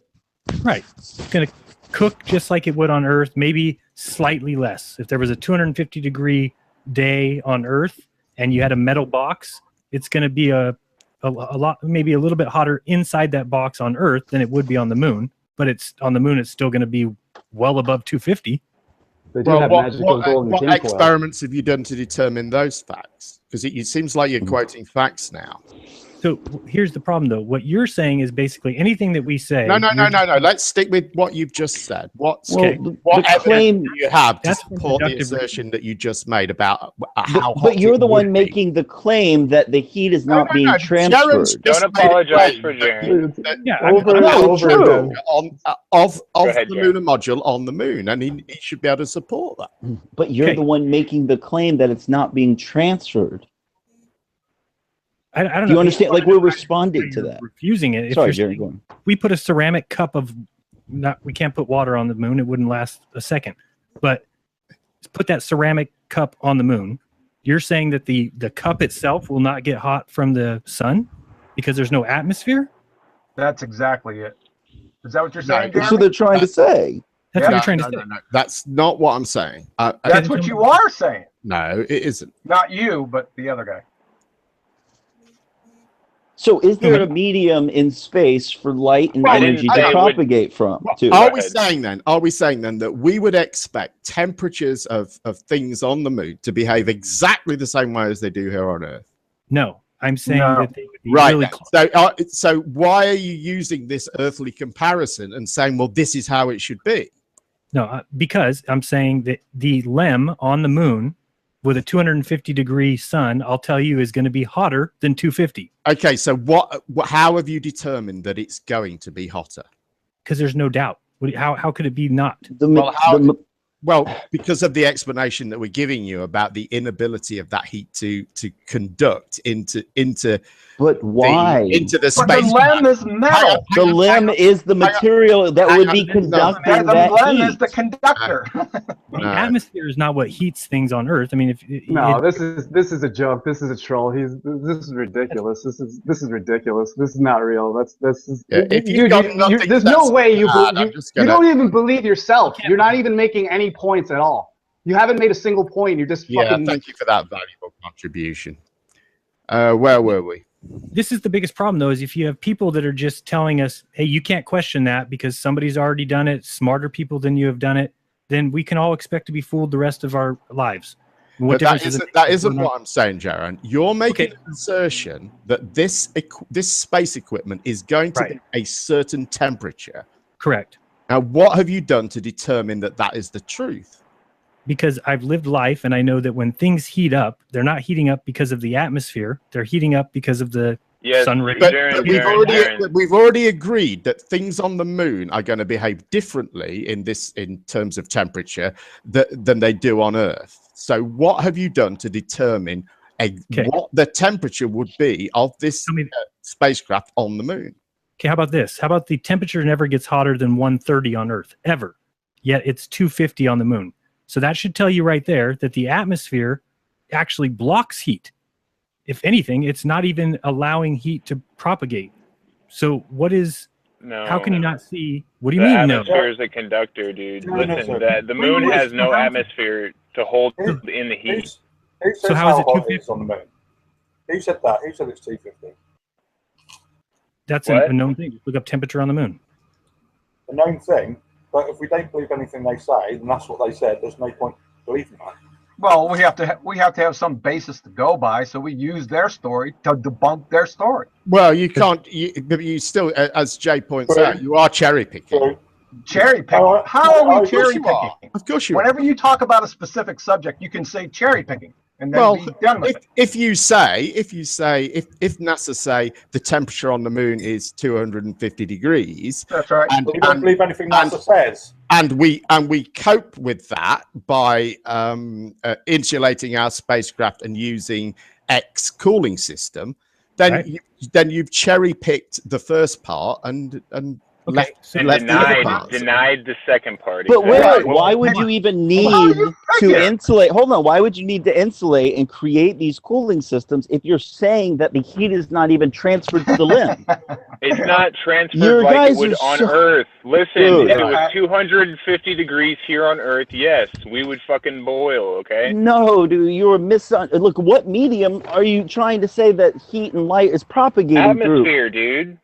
The atmosphere is the only reason. The moon has no atmosphere to hold in heat at night or prevent the surface from getting too hot during the day. It's not an ambient heat that we're talking about. This is direct rays from the sun that is hitting the limb, and the limb itself is the material that's being propagated. I mean, it's being propagated from. These are direct light with no... See, our atmosphere actually protects us from the full spectrum that sun is emitting. Exactly. When you're on the moon... You have a level of radiation and gamma that we don't have. Gamma, X-rays, all those, man, are whacking. And you're telling me this limb did not conduct any of, did not propagate any of that heat that was being directly hit? I didn't say any. No one said any. Okay, well, some even. You're talking about direct. Yep. Listen, it's just like people bringing up satellites being in, the ionosphere, or whatever. The thermosphere. The thermosphere. Yeah, 2,000 degrees. It's 2,000 degrees. So you're saying there's no molecules of air to conduct or propagate the heat. So in a vacuum, how would you even measure it? If you're saying, how would you measure the temperature then? Right, exactly. Not with a thermometer. It's a math. Thermometer out the window. It's math. It's math. At that point, it is.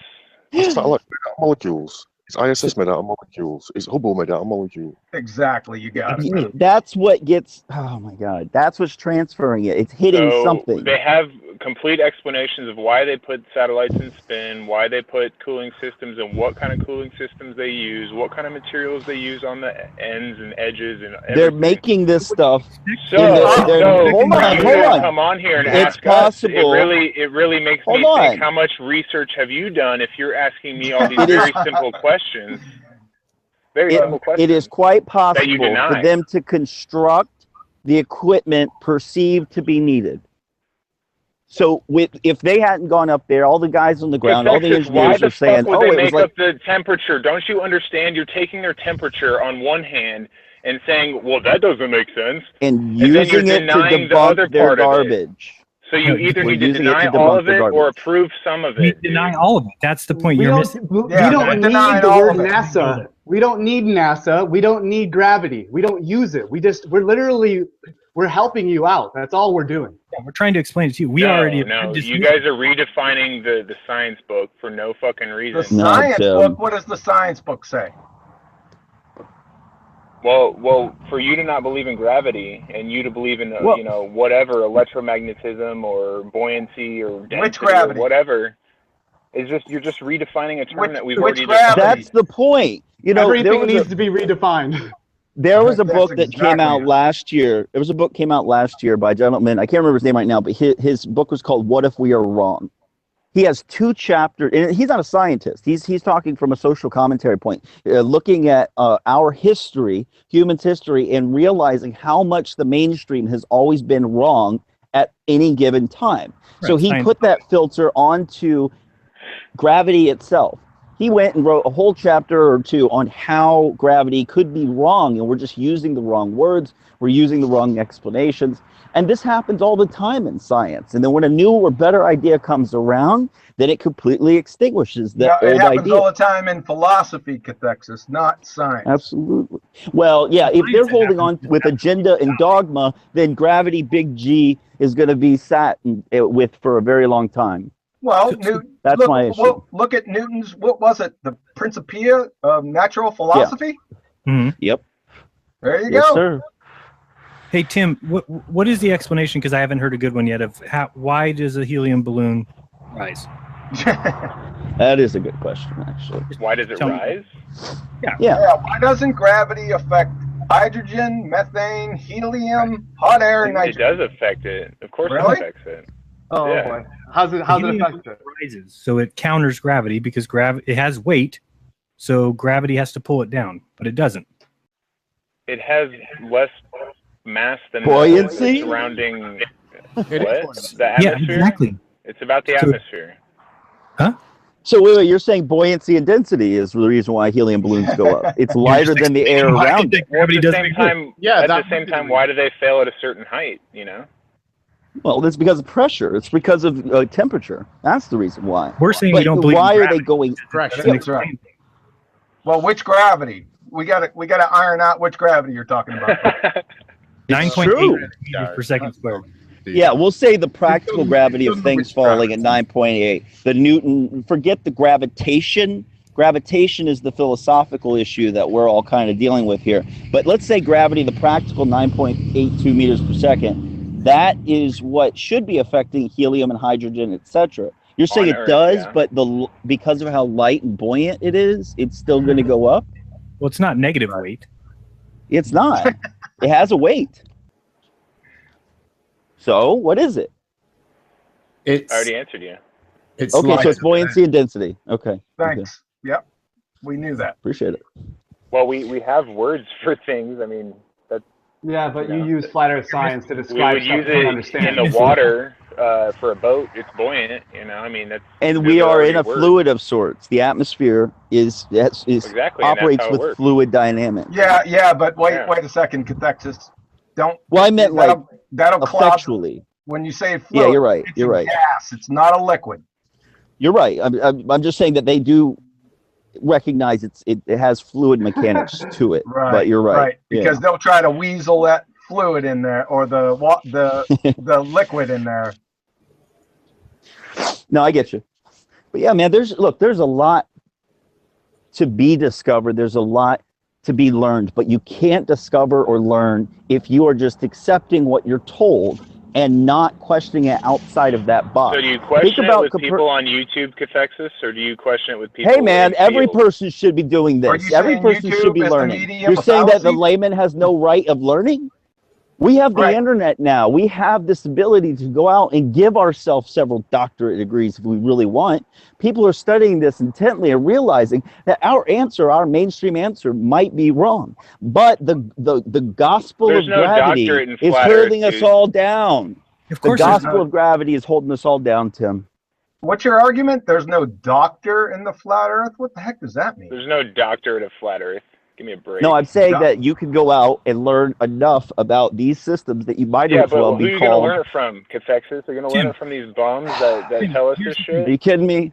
Tim, you keep saying that you have this problem with us questioning things. So basically what you're advocating for is because there's men in high positions saying what the truth is, we are all just to sit back and deal with the repercussions. Let the white coats do That's it. religion.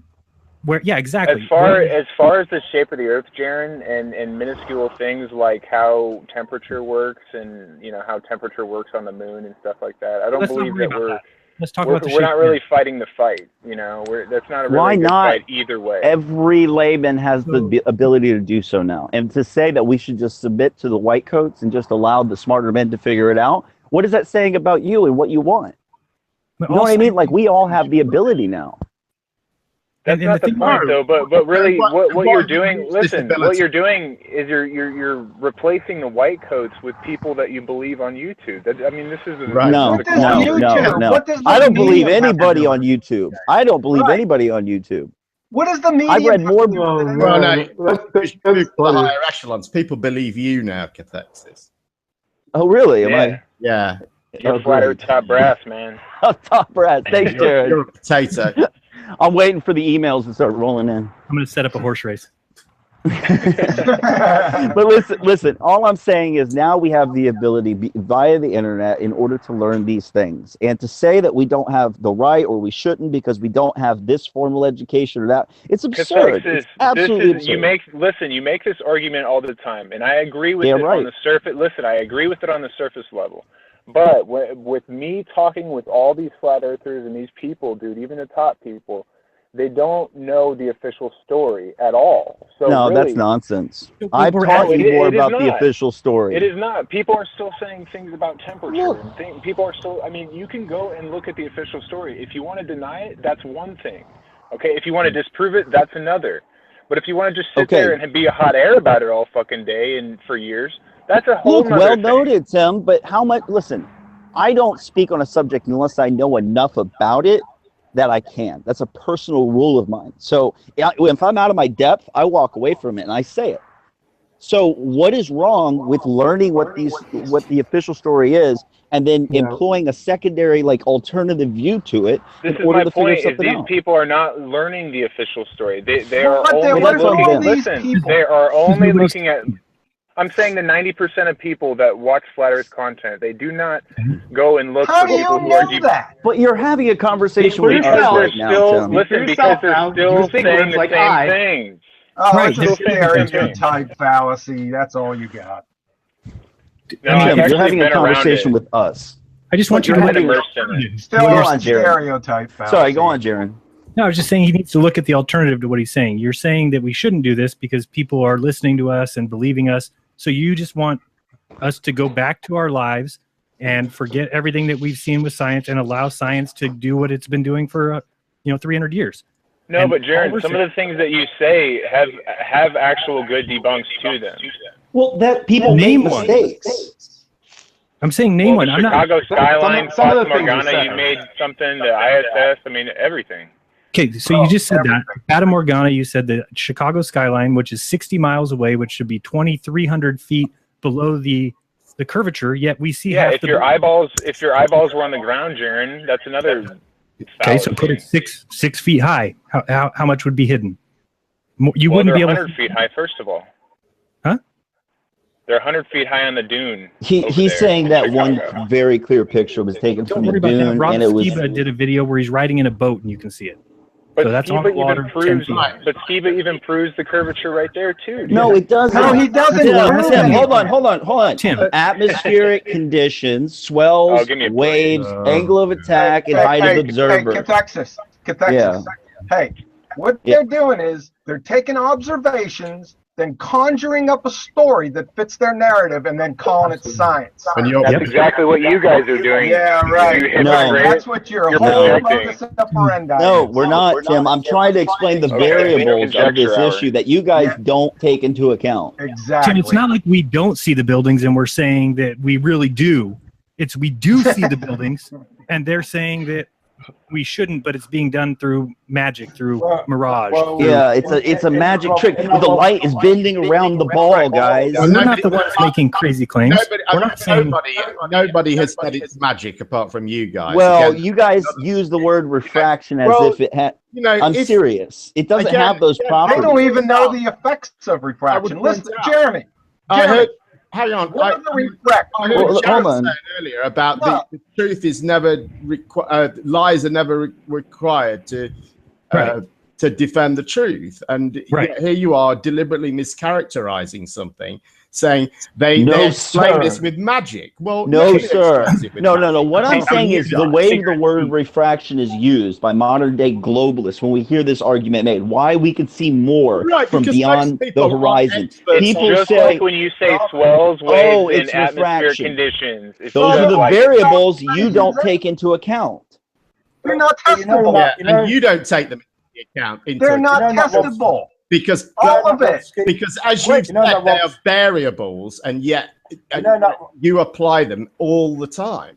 So again, I ask you say that these variables are acting in exactly the same way all the time. No, we're not. I'm not saying that. The building's buried. In that Rob Scuba video, you heard the guy on the boat say, "Oh, we couldn't see it. Oh, you're lucky now we can see it." I didn't understand. There was no explanation for that. They couldn't see the buildings, and then he said, "Oh, you're lucky now we can see them." But it's still only an observation, though.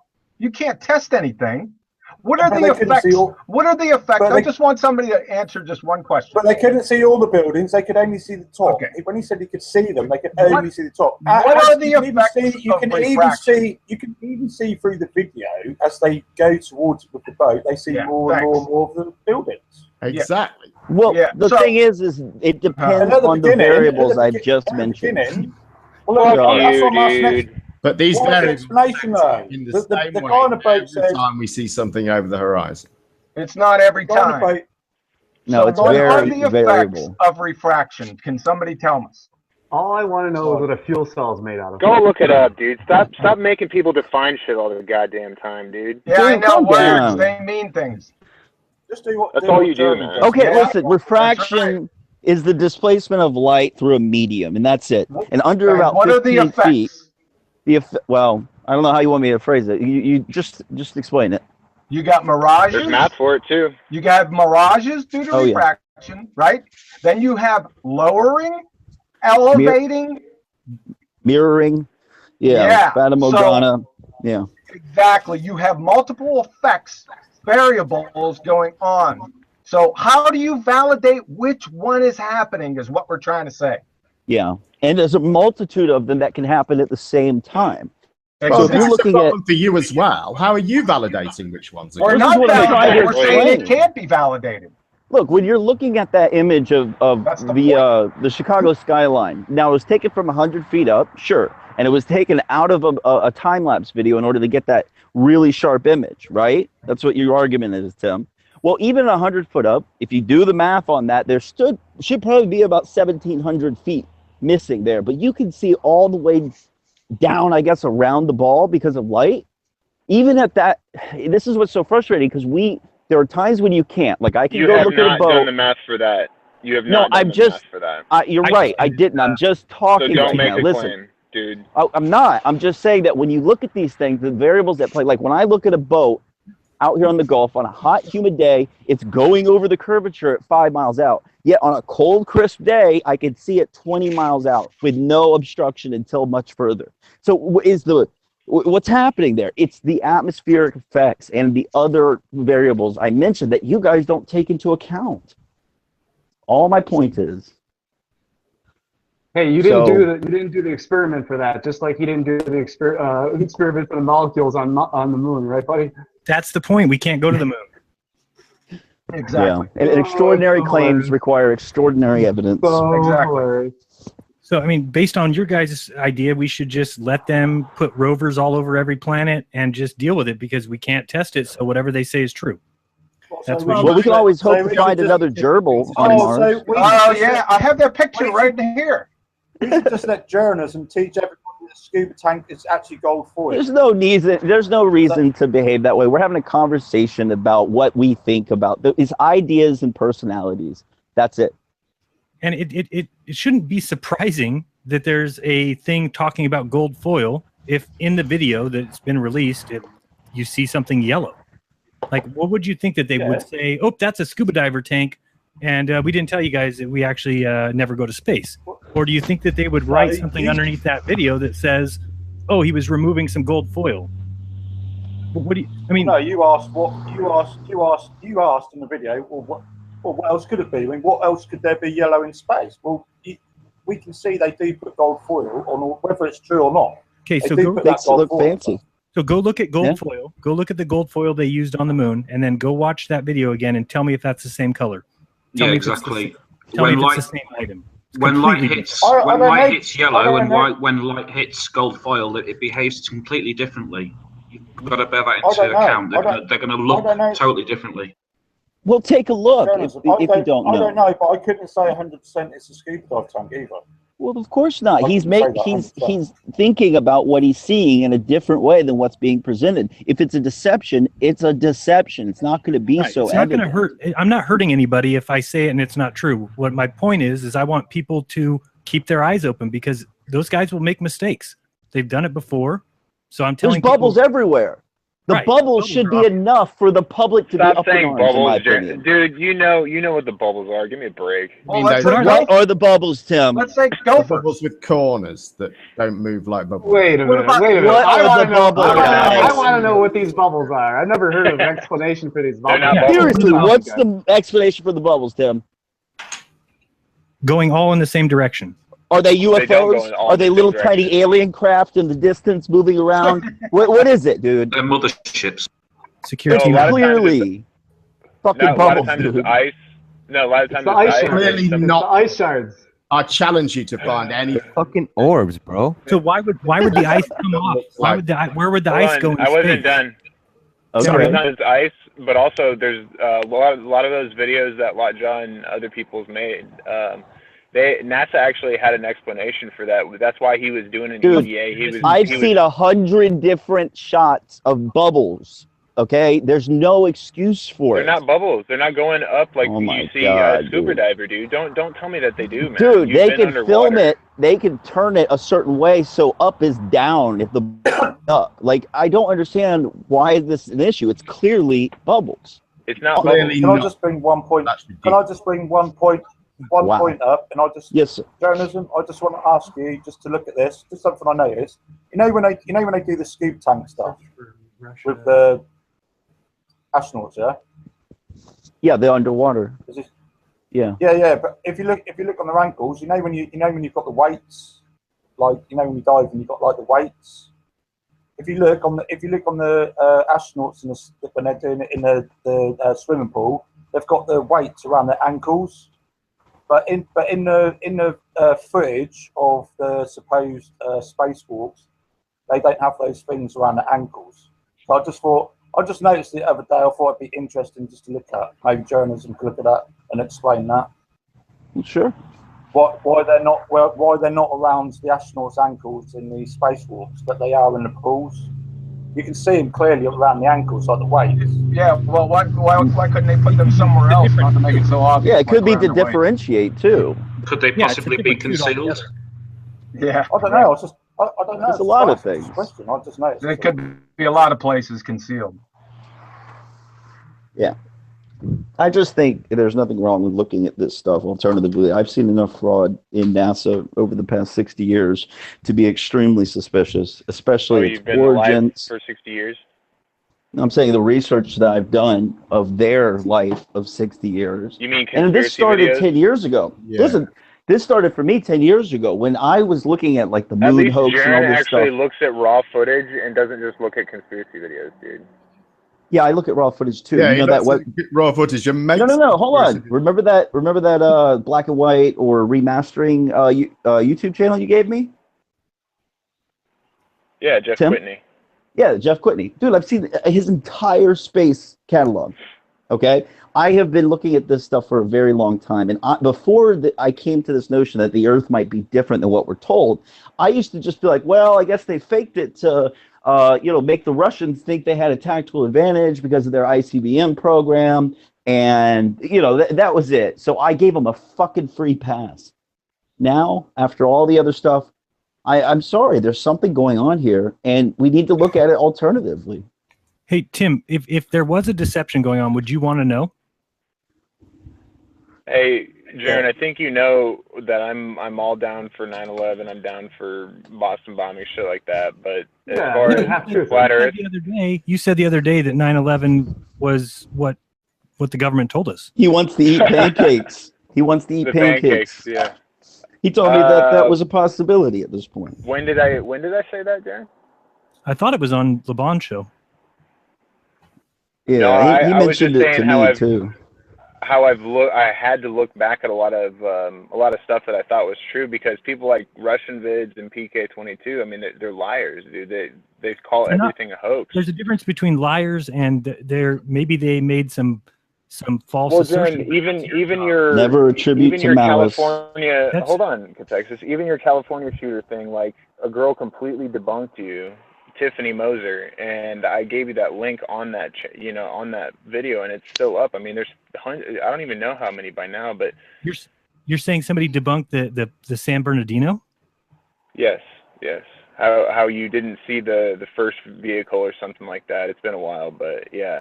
Dude, you need to go back and look at that video. It's absolutely impossible that the car that they were chasing in front of that camera was the car that 15 seconds later was down the street 2 blocks. Watch that video again, dude. You're calling things debunking because somebody gets on there and says, I'm going to debunk Jaron. And you just go, oh, he was debunked. Yeah, he watched No, because you say something and it's clearly false, though. Yeah, he saw a YouTube video. Jeranism, you debunked yourself the other day. You debunked yourself. You had on your other video about you were talking about the photo forensics thing, right? Saying how it shows fake photos. Then you went and put your own photos in and went, oh yeah, and they look the same. You went, oh, that's because they've been saved loads. Well, actually, I noticed this the other day. He's talking about the. So Sorry, all your photos you put in, what you said are real, they actually look fake. They look the same as the ones that you claim were fake. They did, because my wife edits her photos, so that's why I said I didn't know which photo I was putting in there. And I'm not saying, I know, all I'm saying, Jeranism, is they will just use, they always say, yeah, when you say it's fake, not done it themselves, they just go, oh yeah, that's because it's been saved loads of times. Yeah? That's one of the things they say. So when you do that, they'll say a video's been saved loads of times. Well, isn't it good? I'm not hearing you well. They'll say a photo's been saved, multiple times. It's not a very good method. It's not a very good method, really, to see. Yeah, I mean, and also debunking yourself is a good thing. You can't always put out right information, and you'd want to find out what's wrong. But also, there was that image of the moon that Rob Skiba did. You remember, with the small Earth, with the flag in the shot. Cool. Yeah. Yeah, like the original that he had pulled, I guess, 1.5 2 years ago, did have that rectangular effect around the Earth. One of Jeranism's photos, and you can see it. He put one of his photos in it. Yes, I understand. It had the same thing, square right. around it. Well, I'm just saying. Our photo was edited. So it was an edited photo. I was doing the show live, and I grabbed one of our photos that I thought wasn't edited, and that thing showed me that it was. So that's kind of proving what I'm trying to show. I said, let me grab a real photo, and I put it in there and realized it was fake. That's kind of the point of the. Yeah, but how much editing did you do to make it look fake like that? All I'm saying, Jeranism, is that's what they say. They just say, oh, well, it went through, Adobe. Absolutely, and here's the difference. That's why it looks fake. Here's the difference: is that they are science. I'm not science. I'm not trying to prove to anybody that my moon image is real. When you're SpaceX or you're NASA, you have a responsibility to keep the EXIF data solid. You can't. Why are you hiding that data? Why are you hiding the location? Jeranism. Do you remember the other day, or a few weeks ago, somebody, you said that you were talking about the geodesy blokes, right? The what? Somebody's got their stream. Can you mute it? Somebody mute their stream. 1 sec. All right. you were talking about the geodesy plate. Yeah, okay. Someone's got their stream open. Somebody mute their stream. We can't hear the echo, dude. Go ahead. I can't hear it, Jamie. Yeah. You talking about the geodesy blokes where they when they say they look out, but actually they're looking down towards the horizon. And you said, well, if you got two walking to each other and they're both looking down, then they would create like it would be like a pit or a. Right. Do you remember? Yeah. Yeah. But have you sketched that out on a globe? Yes. No. What result did you get? 700 miles. You're saying that the two surveyors at New York and California? No. You just said if you had two coming towards each other and they're always looking down, then it would be like a hole, and so it couldn't be a globe.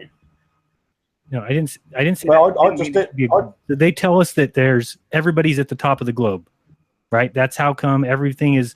All of us right now are below each other's horizon, which that alone should disprove the round Earth. But people want to allow that, even though it's a completely opposite of reality.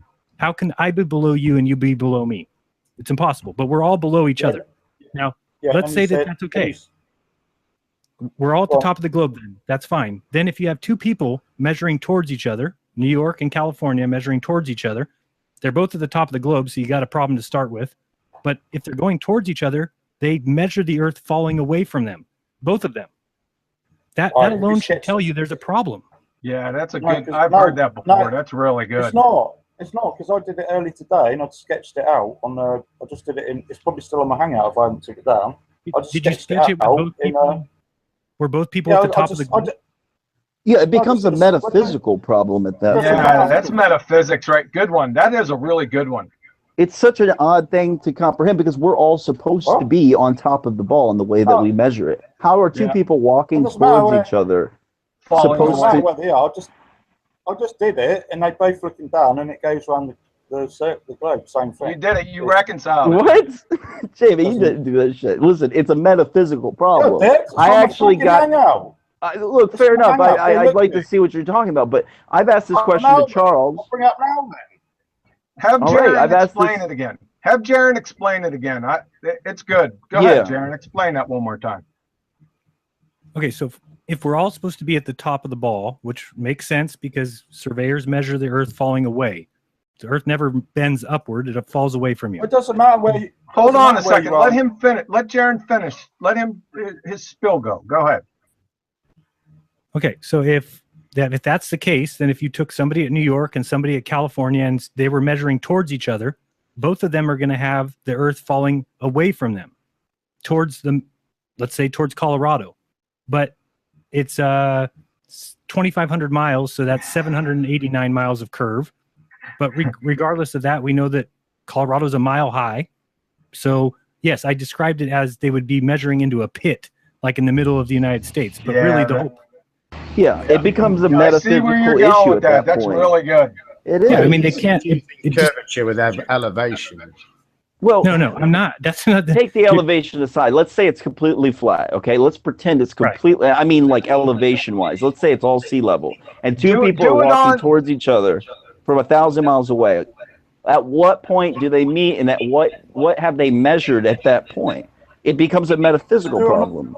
Just get two people on 2 points on a ball. Okay. You get the same thing. You can just go around the ball. But conceptually, it doesn't follow logically.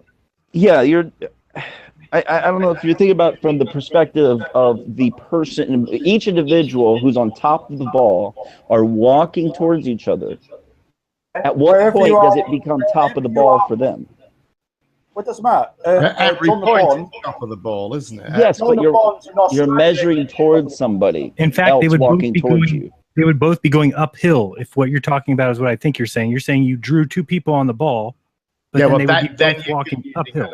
Oh, I've got it here. No uphill when you're talking about the curvature. But that's what he's saying. Like it has to become that if this is a thought experiment and it doesn't play out well for the ball. Can you present my screen, please, Jeremy? Sure, yeah. Yeah, show me what you mean. Show me. Hang on. We're not seeing anything yet, Jeremy.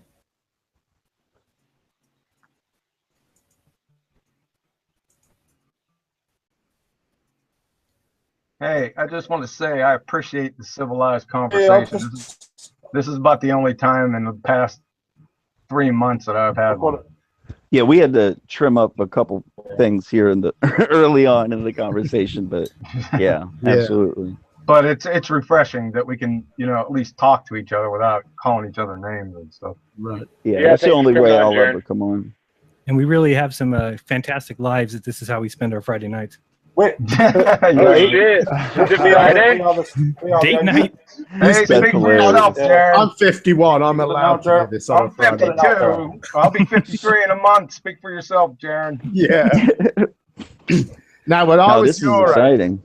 This is movie night. Hey, when I was your age, it was better Jeremy, than movie night, right? Jeremy, if you've got it. You are sharing the screen. Jeremy, can you see it now? I'm presenting you, mate, but you're not sharing at the moment. Yeah, Jeremy, we're not seeing anything. No. No. No. No. You are presented. Have you selected the right window, mate?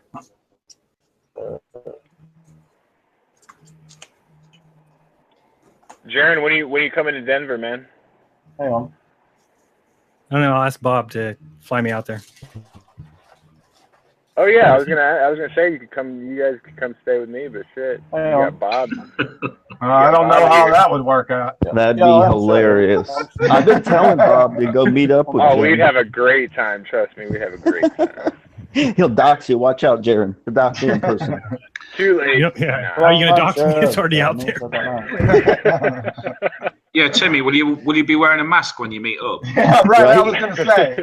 I was gonna say, you're gonna take him to the paintball range. Shake his hand. Say, "I'm Kyle Jones." Oh man.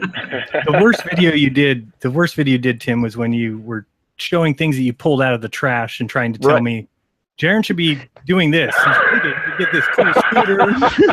You get this Dude, microwave. I'm so glad you saw that, dude. Dumpster divers or something. What did you call it? Dumpster divers or what was it? Yeah, dumpster diving. Trolling for trash, man. Trolling for trash. Trolling for trash. Fucking great. Come on, Jaren. You don't need to be making money on YouTube. You need to be going to dumpster dive and get these scooters. Did you see that video he did about Mordile? That one was a bit harsh, where he's sitting in his bathroom and he's like, "Come on, guys, just give your kids lunch money. Come on." And he just sat there saying this shit for like 5 minutes. It was ridiculous. No, I was in San Diego. I was in the Hard Rock Hotel, and I was in the bathroom. Yeah, those were pretty rough.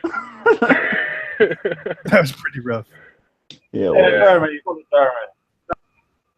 Jeremy. No, not yet, mate. That's why I like you, Jaren, because you're the kind of person shit in the past. You don't really care. I'll shout up as soon as I can see it, Jeremy. Yeah, there's people who they'll put you on a list of not watching or listening to if you associate or talk to anybody like Tim. Like I've been blacklisted before because I'll talk to him about stuff. But you got something there, Jay? I can't see. It's still black screen for me at least. No, it's not coming up yet. Yeah, I don't know what to say about that, Jamie. Hey, Jaren, you and Missa plan to get like kind of a better radio, like a podcast. I mean, dude, your connection sucks, Jamie. Go ahead, Jaren. No plans for that. Oh, okay. I didn't know if some of you guys are like kind of sampling on Truth Frequency just to kind of maybe see if somebody will pick you up for something. Truth Frequency is a pretty solid station, it seems. Yeah, I mean, we just offered us a spot, and then my biggest thing was I wanted full 100% ability to talk about whatever I wanted, and he said, "Yeah, we don't police it at all." So I said, "Okay, we'll take it." Yeah, the Maxwell, Jordan Maxwell, that's awesome, dude. You're talking to some dude. I heard you talking to Tim Osman too. That's great for you, man. Yeah, I got a Tim Osman call. Yeah, so what did Jordan Maxwell say after, like, off the air? Did he, like, I mean, you said that, like, his view on Flat Earth, he just kind of was like, that figures, it might be. Or, like, how did he say that? Yeah, I'm going to try and get him back on. I mean, the first time I just wanted to kind of be, nice guy, and we didn't talk before, so I didn't even know if he knew I was a flat earther. And then he kind of did, because when I brought it up, he said, flat Earth. I said, oh yeah, that's what I was going to ask you. And I was surprised that he's at least open to it, but that just shows me that he knows he hasn't done the research yet.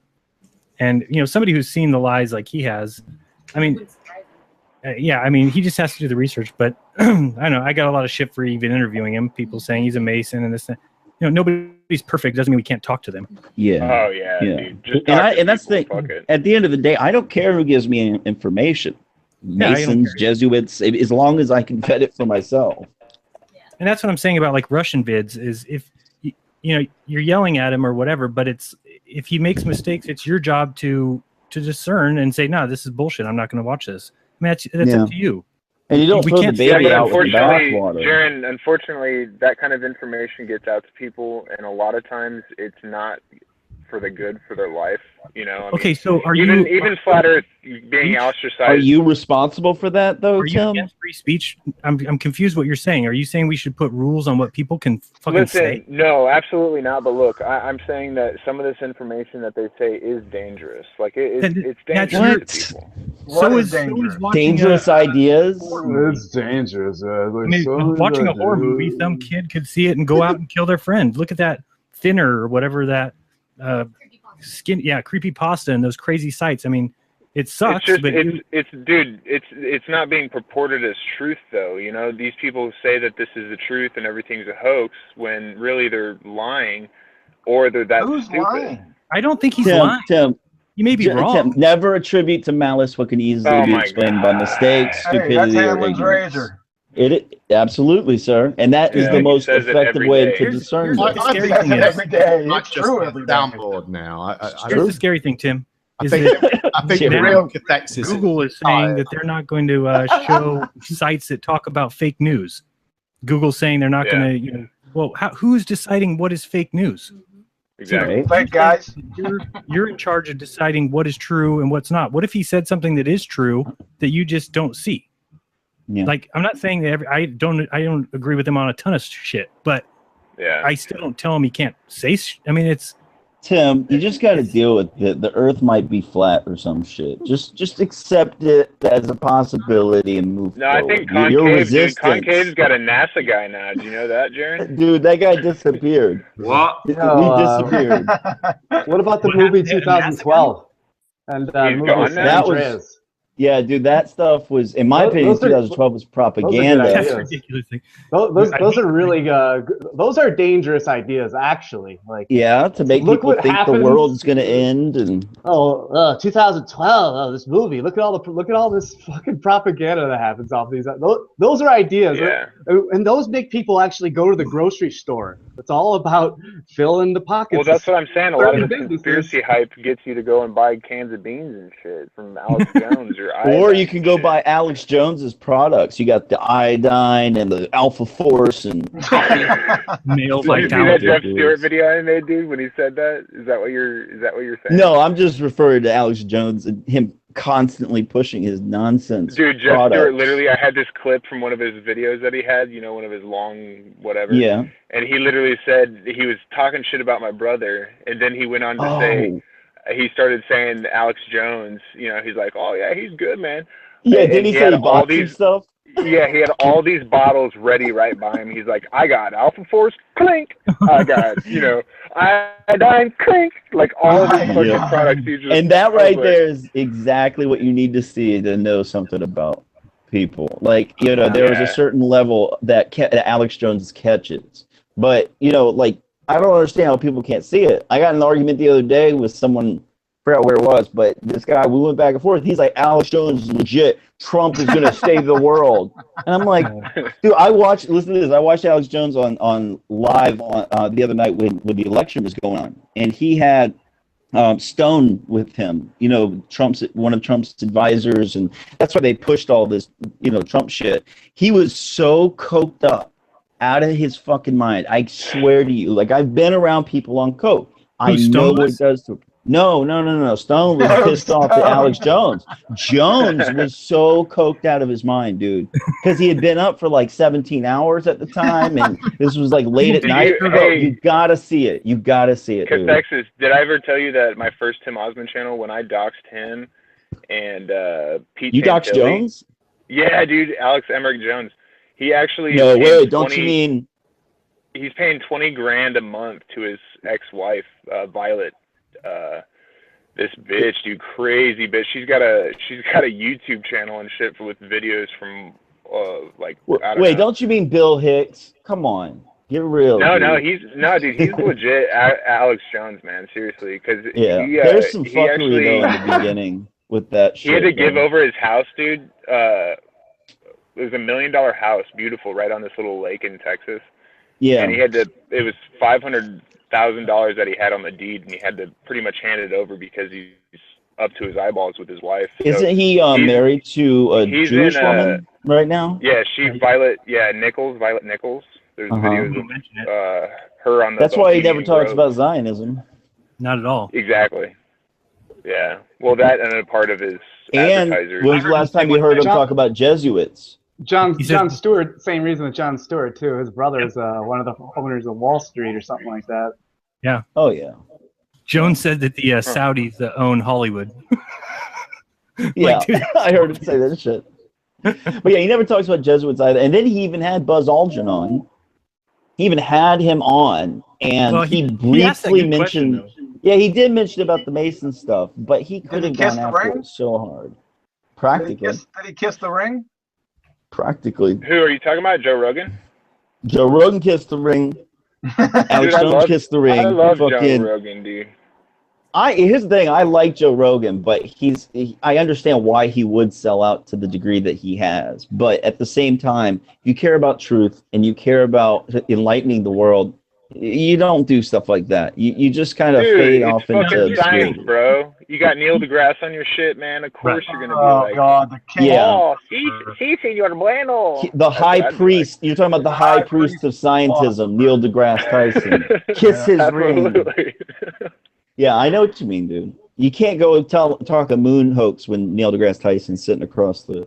Hey, Darren, do you ever talk to B.O.B. at all? Just through messages. Not for real? That's awesome, on the dude. phone. That's awesome. Yeah, he's a fucking cool dude. You should try to get in touch with him and do like a show or something. Yeah, like do like a flat Earth show.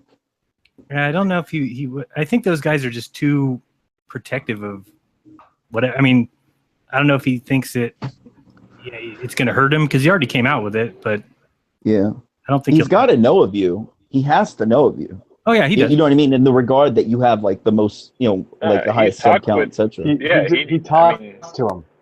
Yeah. Yeah. Well, no, I'm saying like aware of your videos to that degree or whatever. Yeah, I've asked him like 3 times to share because I waited like a long time. Yeah, I went to his concert and everything, and then I waited like a long time before I ever asked him to share a video because I knew he has 3 million Twitter followers. I'm like, I'll wait till I have the great video for him to do, and then I asked him and he didn't do it. So, dude, send him the Trump one. Just one more shot, because that video honestly is one of your best videos I've seen. Be like honestly, so funny. I watched it a lot of people have told me it's like one of the worst. It's hilarious that I get. No, it's a dude. That's bold, good, dude. It's a bold fucking move for you to do that. You know what I mean? Like you're trying to contact him directly. Who am I to say anything if I don't do that? I felt like if I get that video done, then I can talk shit in a year all I want because I've been sending it to him like every other day, hoping he just at least sees it. If Trump doesn't know now, he's gonna know very quickly what the fuck this earth is about and what this world is about. The first talk he had with Obama, they had a video of him. Different. Didn't he? He was somber as fuck, dude. Oh no, he's about to get the world dumped on his lap in a way that Obama expected. Oh, Obama's a great guy. Great guy. Think of 9/11. Think of 9/11. If he really believes that the box cutter guys came over and did that. Box. That's the thing about they're gonna have to keep Trump on a short leash because he does speak out when he shouldn't. That whole birthday He'll thing. flip out, dude. He could have played the controlled op on that situation, like he was told to do that. Who knows? But he is the first conspiracy theorist in the White House. That guy Stone, that's his advisor, doesn't think we went to the moon. Hold on, no, Stone is completely. You've never heard of JFK before, Cathexis? Well, you've never heard of JFK, Cathexis? Stone is a prior advisor of Trump. You said he's the first conspiracy theorist in the White House. Well, what are you talking I'm about? saying no.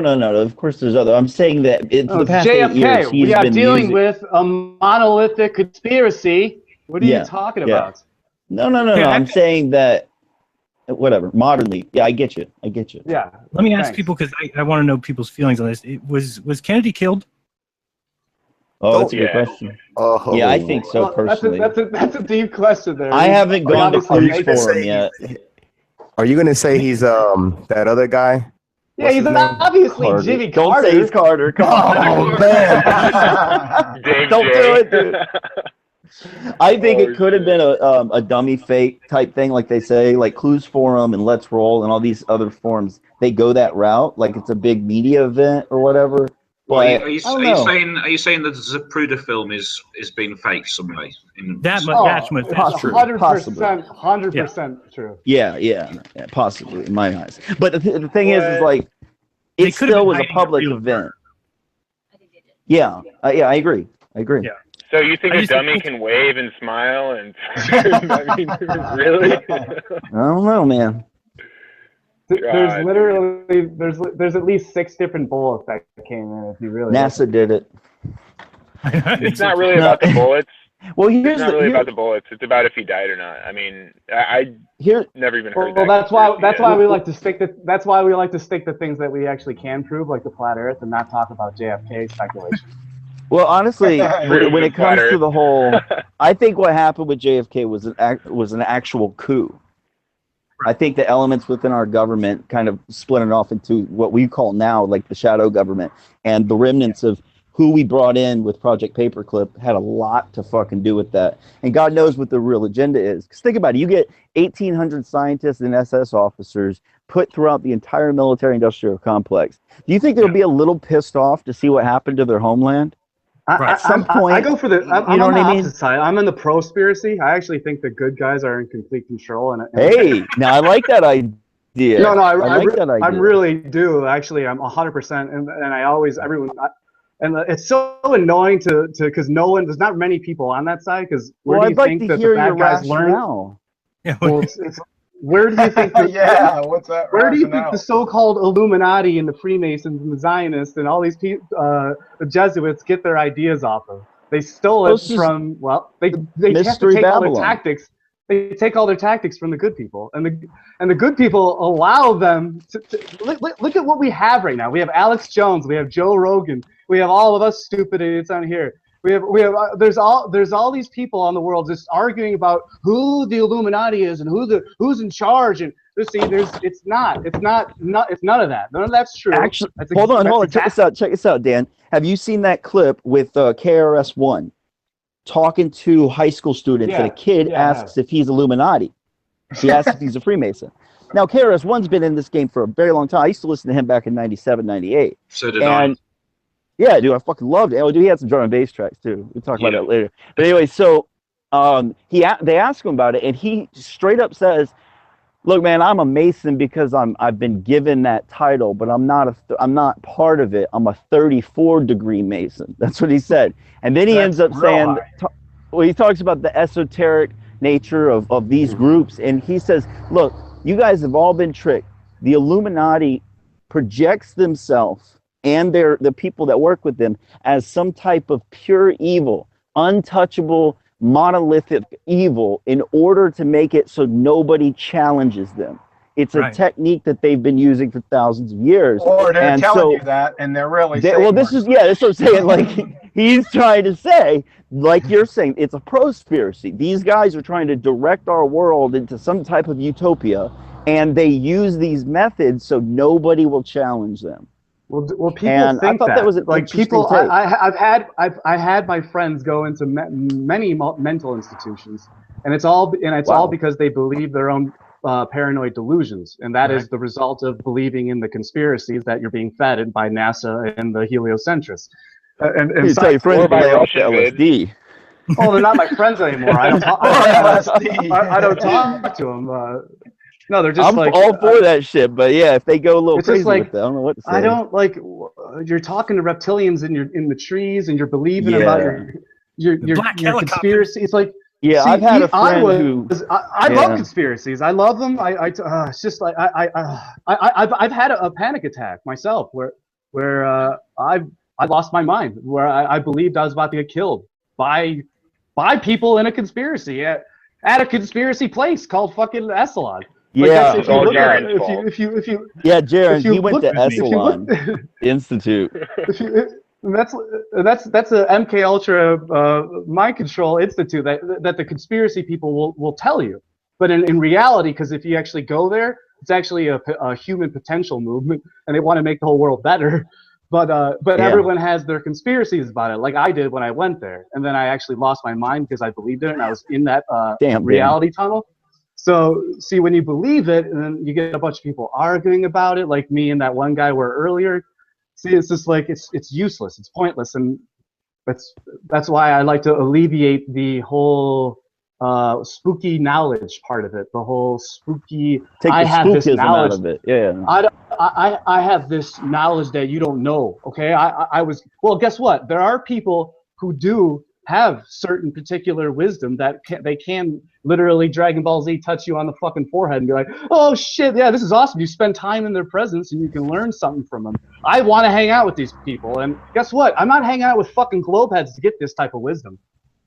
Yeah, and you see, I've noticed that there's been kind of a fragmentation of, people in the truth movement. You have a very large Christian element, because this does, what we're seeing with these types of hoaxes and everything like that, this falls in line with the whole New World Order, cashless society, prophecy of Daniel and Revelation. I was raised in that. I raised Seventh-day Adventist. The word Adventist means coming back. So all we did was sit there and learn what the end days are supposed to be like, and we'd line up all the events in society, and they'd be like, see, it's the end times. He's coming back. So now we have this huge movement of, I would say it's damn near 67%. I don't mean like a coherent movement. I'm just saying there's a lot of people who are Christian, and they see all this as end times. They see transhumanism as like, the Illuminati's, but there's another side of it. There's another side of it who understand the occult teachings and what is actually going on. Sure, there's sinister, like blood ritual craziness that happens within it.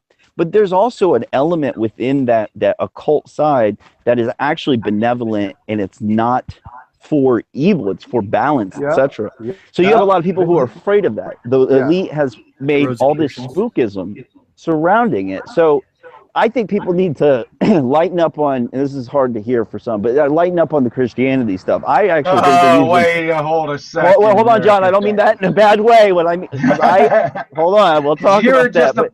Remember, you were just a plank length away.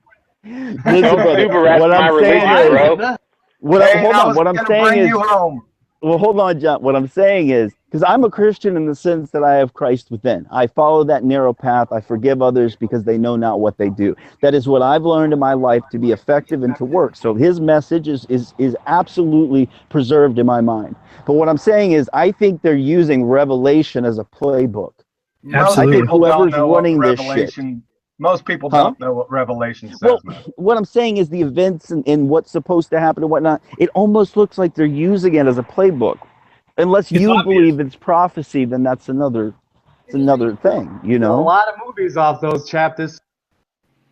Yeah, it's not prophecy if it's been pre-written and somebody can make those events happen. It's certainly not prophecy. They can't make the events in Scripture happen. Yeah, it's manipulation. It's manipulation of you certainly can if you create a bunch of mutants in a lab and unleash them on the population and pretend that they're aliens. Right, with scorpion stingers, all this shit. God knows what they're doing. What about guys? Nobody pays attention to those things. Nobody pays attention to the genetic things. What about if you create a bunch of mutants in the Area 51 and unleash them on certain areas in the population, spread them all over the earth, and pretend that they're aliens, and then we're going to say, demons, guys, you have to come in. Could go. Same difference. I'm going to come in and save you guys. Guys, go! You got to go to the FEMA camps, guys. Believe us. Mm-hmm. That doesn't play into the prophecy. That's not in Revelation. Well, in Revelation, you have the scorpion beasts that come out of the abyss and sting people on the forehead. Yeah, you've got all the that kind of stuff that they could emulate. But the thing is about the Christian prophecy idea. UFOs can come out of the sky, and we could start getting attacked by what's technically military technology, and they're trying to like the whole UFO deception. And the Christian paradigm will just accept that as, well, this is the time, this is the prophecy, right. This is what. And that's what I'm saying. It's so flexible. You can kind of fit anything into that paradigm. Ooh, that's why it works for them. I don't know UFO deception. All right, John, we'll talk. I don't mean to be disrespectful. Forgive me. No, you're not. You're not. You're good. When you I don't know about that one. What's that, Jaron? Well, Jesus says, that when you see hunger and when you see famine and when you see earthquakes and when you see wars, that those things need to happen. So let them happen. That's the problem. Those are non-signs. Huh? Those are called non-signs. Okay, so what you've done now is you've conditioned people to allow wars and allow strife and allow famines, and then you've also, he says at the end, let wicked be wicked, let the evil do evil. So doesn't that sound like it's written by wicked people? Why would God tell you to let evil be evil and let wicked be wicked? I don't know what scripture you're quoting in. Revelation, the final verse. Well, there's also the perspective that, all things must be in order for things to happen. So that whole notion of let evil be evil, it's just part of the process, I suppose. Well, it sounds to me like it's written by the people who want to work in the background while everybody sits around and waits for Jesus to come back. It's not the right way to get people to respond to evil. If there's evil, go stop it. Yeah, I understand that perspective. Yeah, I get that. Well, it says to expose the evil. It's his job to take care. Yeah, it does. In Ephesians, it does. It says expose them. And see, that would be let me see here, 22:11. Let's go to Revelation. You said the last verse states something like that? I think it's 22:11. Right. Let me check real quick. Make sure I'm looking at the right thing. Yeah, so it says, he that is unjust, let him be unjust still, and he who is filthy, let him be filthy still. He that is righteous, let him be righteous. He that is holy, let him be holy. Johnny Cash said it best. It's basically just saying to wait for Jesus. Yeah, it's his job to judge that, not yours. Okay, so do you see how that's possible that evil people have written that into the words so that you sit around and... Huh? No. Well, here's the thing. No, it's not possible. What? You don't think it's possible that a group of men would try to conspire together and take your money called taxes? No, I don't. Well, hold on. I think that's a different case. Look, I look at the Bible very differently now. As I told you how I was raised. My problem is I'm suspicious that there might be some type of infiltration. Now, I've talked to a lot of very good Christian folks. I talked to Truth is Stranger Than Fiction. I talked to Knowledge Scavenger. These are very well-read biblical people, and they've said that every time the word has been preserved, that God has been able to at least preserve his word. So that in their mind, there is no manipulation that could occur. Now, you look at all the translations, you look at King John himself, why he put this out, why the history of how we even got the Bible from after the Reformation and the Protestants. So I personally think it's possible that it has been rewritten a certain way for a desired effect. Like I get that depends on what translation you're talking about. It has been rewritten. It's been rewritten and edited a million different times by a million different people. Wait a second. You say it. What do you mean by it? All in every Bible. That's it. Yeah. No, wrong. So just get because it's been copied doesn't mean it's been compromised. Well, okay, let's take a particular. Hold on, John. What Bible are you? Let's start. I'm talking about the authorized King James version of the Bible. Okay, so let's take the King James. Oh, okay, good. Hold on. I'm glad that you picked that one. Let me give you like just a perspective, John. So what is it? Romans 8, where it says, governments are divinely placed, give unto Caesar what Caesar wants, and not to question it. The authority is there from God. Now, that's a phrase in a verse that kind of screams out to me that that's something King John would have put in there for his own sake. John? James. King James, excuse me. King James would have put in there for the government's sake, for his say. Now, I'm not saying that that's the case. Could happen. But I'm suspicious of it, John. Yeah, I see where you're headed with that. Yeah, I got you. But then, so I mean, I'm not saying all of it is evil or corrupted or anything like that. I'm saying that I'm super skeptical now from everything I've learned, especially recently. I put a very different critical eye on all of this stuff. I think I've researched it years ago just to make sure. Okay, so like Jesus, he researched it years ago. It's all safe. Yeah, I did. Let's all become Christians. Well, come on. No. This is a touchy subject. Everybody just be respectful. Hold on. Go ahead, Jerry. What's your question? Sure. Well, no, I was just saying that, with Jesus, he says some great things in the Bible. I agree with Cathexis on that.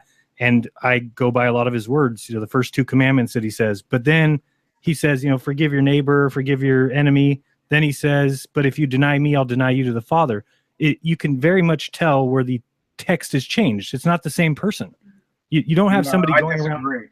I disagree. What is? I don't think that means that.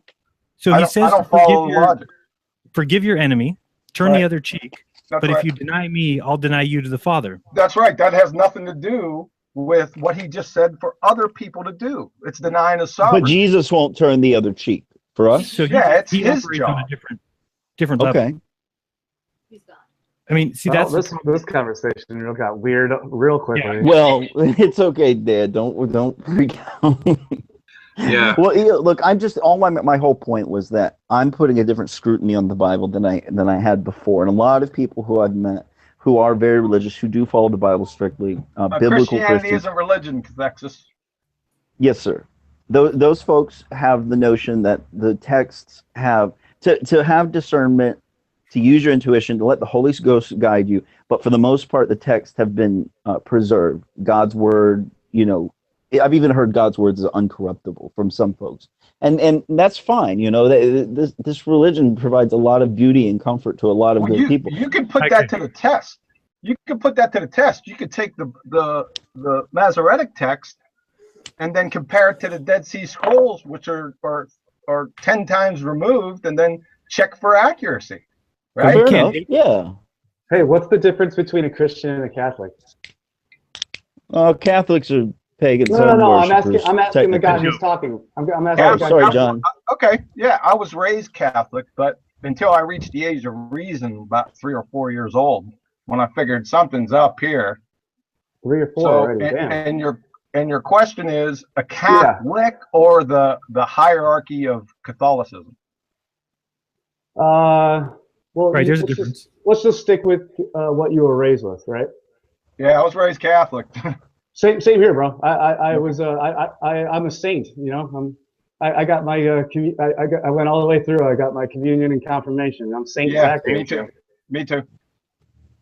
So, but those people are following Christ's teaching. I asked him a question. What's the difference between a Catholic and a Christian? The ones. You said you were raised as a Catholic, so was I. Yeah. So what's the difference between a Christian? So now you're an enlightened Christian instead of a stupid Catholic like I was. I wouldn't call them stupid because my whole family. I've talked to my whole family about this. They were kind of shocked, about Catholicism, the roots, and everything. In fact, in Revelation 17, there's a picture of her. Revelation 17:4. I'm just asking you, what do you think the difference? What do you think the difference is? Well, Catholicism more or less dogma, because when I was a Catholic, I had never even opened up the Bible. Right, and guess who wrote the Bible? I mean, who was in charge of it? In Catholicism, it was the Gnostics. They go after the Gnostic text. Right, but it's the Catholics that wrote the book. I mean, as far as the Catholics didn't write the book. Those books were already. Wait a second. Catholics didn't write the book. The Council of Nicaea just codified what was already written. So okay, so what about how many books? I've heard of maybe it's a myth that the Catholics actually have several books that were not included in the canon that they have privately. Is that I even have a true? Bible here that has an extra 8 books. And then they also took out Enoch, Jubilees, and Jasher for the Protestants. It's only the Ethiopian Bible that had those included in it. That's true. Right. So that's, in my eyes, even that, as superficial as it seems, is a manipulation. Because honestly, if I grew up reading Enoch, like honestly, like that is such a huge, especially for cosmology, especially for this notion of an enclosed flat Earth. If I was reading Enoch at 7, 8, 9, like I was reading the Bible, it would have changed. Like Genesis 6 would have made a whole lot more fucking sense. No one talks about Genesis 6, boy. Way No to one go. does, and that's why they took Enoch out, because it connects the dots. Is that the giants? Is that the Yeah, they there were were giants in those days, and the Yeah. Nephilim were See, it's still there. It's still there. Well, it's there, but what I'm saying is the emphasis is not. They just mention it and kind of scoot away from it. They're just like, yeah, there's giants back there, and yeah, some angels banged our women. What? But don't worry about that. Here, we'll get on with the story. It seems like it's not because I grew giants up, are inside of my reality tunnel. Giants. See, I grew up. Yeah, I never was taught this story. Is the point I'm trying to make. Like as a Seventh-day Adventist, what we studied and what we focused on, that was something I glossed over as I read the Bible. You know what I mean? Like nobody ever stopped. Hey, Cathexis, they don't teach that in the seminary, brother. No, they don't. They teach the That's what I'm saying. That's the Sethite. Sethite. Oh, the Sethite theory. Yeah, I've heard that before. Right. But so for me, like that, if that book was included in the canon, like the Ethiopian Bible, it would have given the Protestants a very different understanding of this world. And they might have been able to contest the cosmology that was being shoved down our throats since 1450. You know what I mean? So I think that's a calculated move on their behalf. Well, just go ahead and look at Revelation 17 again. And it says she's the whore, right? She's the mother of harlots. Well, let me ask you a question. Or Babylon. Who are the harlots? Babylon? No. Oh, who? Yeah. Flat Earthers. The ladies on the View. If the Vatican is the whore, she's the mother. Who are the harlots? Who come out of her? Oh, the Protestants No technically one came likes out to of her. hear this, brother. That's what's up. I like that notion. It's true. No one wants to hear that little, and it's not just the Protestants; it's every Lutherans, it's all of them. Yeah, and you know, I think people. Methodists, the Methodists, like what? Oh God. Yeah, all the Protestants. Hey, I very rarely say this stuff, man. Especially on Christian websites, I won't even bring it up. They'll ban. Well, that's the thing is like people are stuck in these particular paradigms with identification with some type of. We're all just talking, trying to make sense of some shit. Yeah. I don't need to. Exactly. I apologize for screaming earlier or whatever, but it's just we're trying to make sense of shit here. This is a pretty big deal here. Yeah, we're all birthed into all this. But you have to take the presupposition that there is a creator first. If you can't do that, then we're just whistling past the graveyard here. And that's what materialism, the religion of materialism. I got no problem with that. Sure. Well, that's what the religion of materialism has been fighting against. Materialism was debunked by quantum mechanics, technically. But geez, oh man, all you got to do is think truth. I mean, you can't explain. I look truth, around and I see logic, a creation, John. Thoughts. How do you explain truth, logic, thoughts, math in a materialist worldview? With science as your backing. With science, but science, you can't explain it because it just gets debunked by science is the method that materialists. Quantum level, though. No, quantum level is all levels, brother. All laws, all physical laws are quantum mechanical laws. No, well, you can't. Is the materialist model religion can't possibly know all models. That's ridiculous. No, I didn't say models. I said all physical laws are quantum mechanical laws. Materialists are struggling with the issue, and that's why quantum is such an interesting thing. Are you just saying because the material in the physics has a quantum level that it has to do with quantum mechanics? Is that what you're saying? I'm not following you. Say that one more time. So, I mean, no laws of physics came out before quantum mechanics, right? No. I'm not talking about the actual what they stated. I'm saying all experiments, all physical experiments conform to quantum mechanics. There's never been the notion of rational materialism.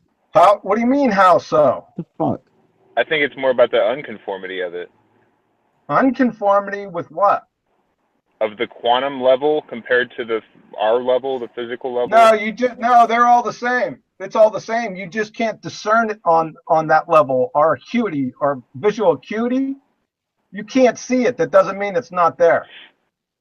We're speaking on different levels. I don't really So understand you. listen. What I was trying to point out is and John, you've said this too. There is a religion called materialism, physicalism, Yes. and if you look at the roots of that, it's just a philosophy. It's the axioms of which state that the only thing that can exist is what is quantifiable. Okay? How are you defining religion? Religion I'm trying to explain that right now. Hold on, I'm trying to explain that right now. Okay, religion is just a set of dogmas. This is the best way to really kind of umbrella it. So what I'm saying is the notion that could you please let me finish, Jeremy? It's nonsense, though, Cathexis. No, it's not. I'm telling you philosophical premises here. Could you listen for a moment? You see, this disrupts your religion, so you have to attack me about it. Let me finish. I just think it's a mischaracterization. No, and I think that you don't understand the axiomatic level. Well, I don't think that you're using the word religion in a way that is... Well, forgive it then for a moment and allow me to finish my point. Okay. Materialism, rational materialism, physicalism, okay? This is the notion that the only thing that exists is the quantifiable. So what happens when you make this axiom, when you set this axiom in motion with science as its sculptor, so to speak, you immediately deny any other possibilities that exist. Who are you talking about, though? Hold on. Not you, not anybody. I'm talking about the modern science. Do people walk around saying, I'm a rational materialist? Could you please? You see how evident it is that this bothers somebody who is in that religion? No, could you just hear me out for a moment? There actually are people who just talk about being. And there are. Thank you, Dan. Listen, I just want to finish the point. So if you are working with the presupposition that the only thing that exists is the quantifiable, then what you have to do is you're putting on blinders to anything beyond that. So what happens is quantum mechanics ends up coming out of the 1930s or whenever it was, where you have physicists trying to understand something outside of their axiomatic guidelines. Right. This is why John says that quantum physics technically debunks materialism. Materialism is a dogma. It is this notion that the only thing that exists is the quantifiable, and that's not necessarily true. A materialist, materialism is the only thing that matter exists outside consciousness and perception. Well, quantum mechanics has demonstrated with thousands of experiments, I got about 8 of them right here in front of my face. In order for matter to exist, there must be a knower first. Period. End of story. Well, hold on. Let me ask you something on that.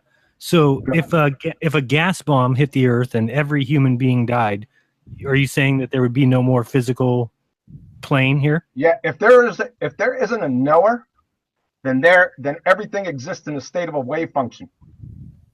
Yeah, and what the thinker thinks, the prover proves. That's nonsense, really. Okay, let's see. What the thinker thinks, the prover like. proves. That's why you need to sculpt your reality tunnel. If a tree falls down in a forest and no one's there to hear it, does it actually? No. You see, you're wandering off into wait a second, Cathexis. Now, not only do you not hear it, there is no friggin' tree. No, that's not true. Yeah, that's not true. What is going on here? This is getting ridiculous. Yeah, okay, it gets into. Well, let's get into some science then. Let's talk all we need is some Armando to come in here. Let's talk experiments then. Okay, let's take the first one.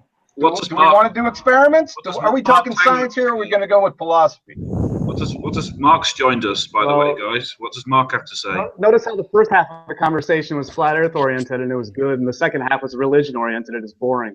It's Dan. Everybody's at different positions, with their paradigm and their reality tunnel. You understand that? Thanks, Kathy.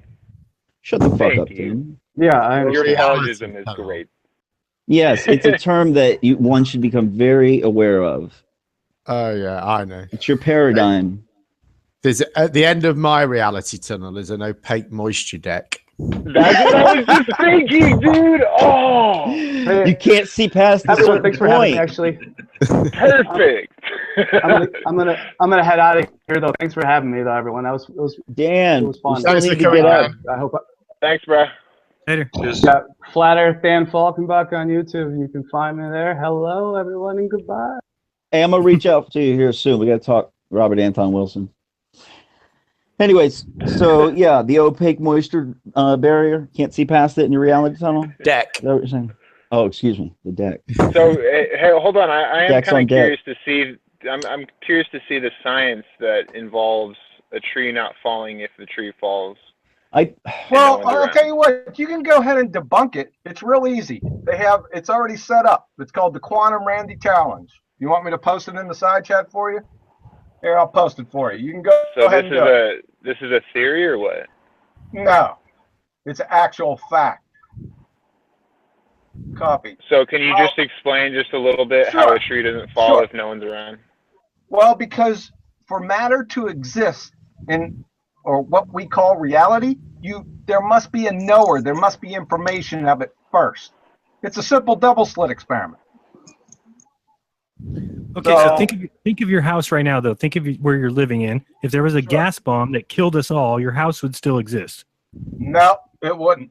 Well, look, we're talking about from a conceptual, like, consciousness level, okay? It's all right, I'll post it in there. You can go get a no barrel, no problem. Listen, that's really where he's coming from a consciousness level here. It lacks an observer. It's almost like we're all dealing with collective solipsism here, and what happens on the in-between from our awarenesses is unknown. It requires a viewer. So I understand where he's coming from, but people take it so literally.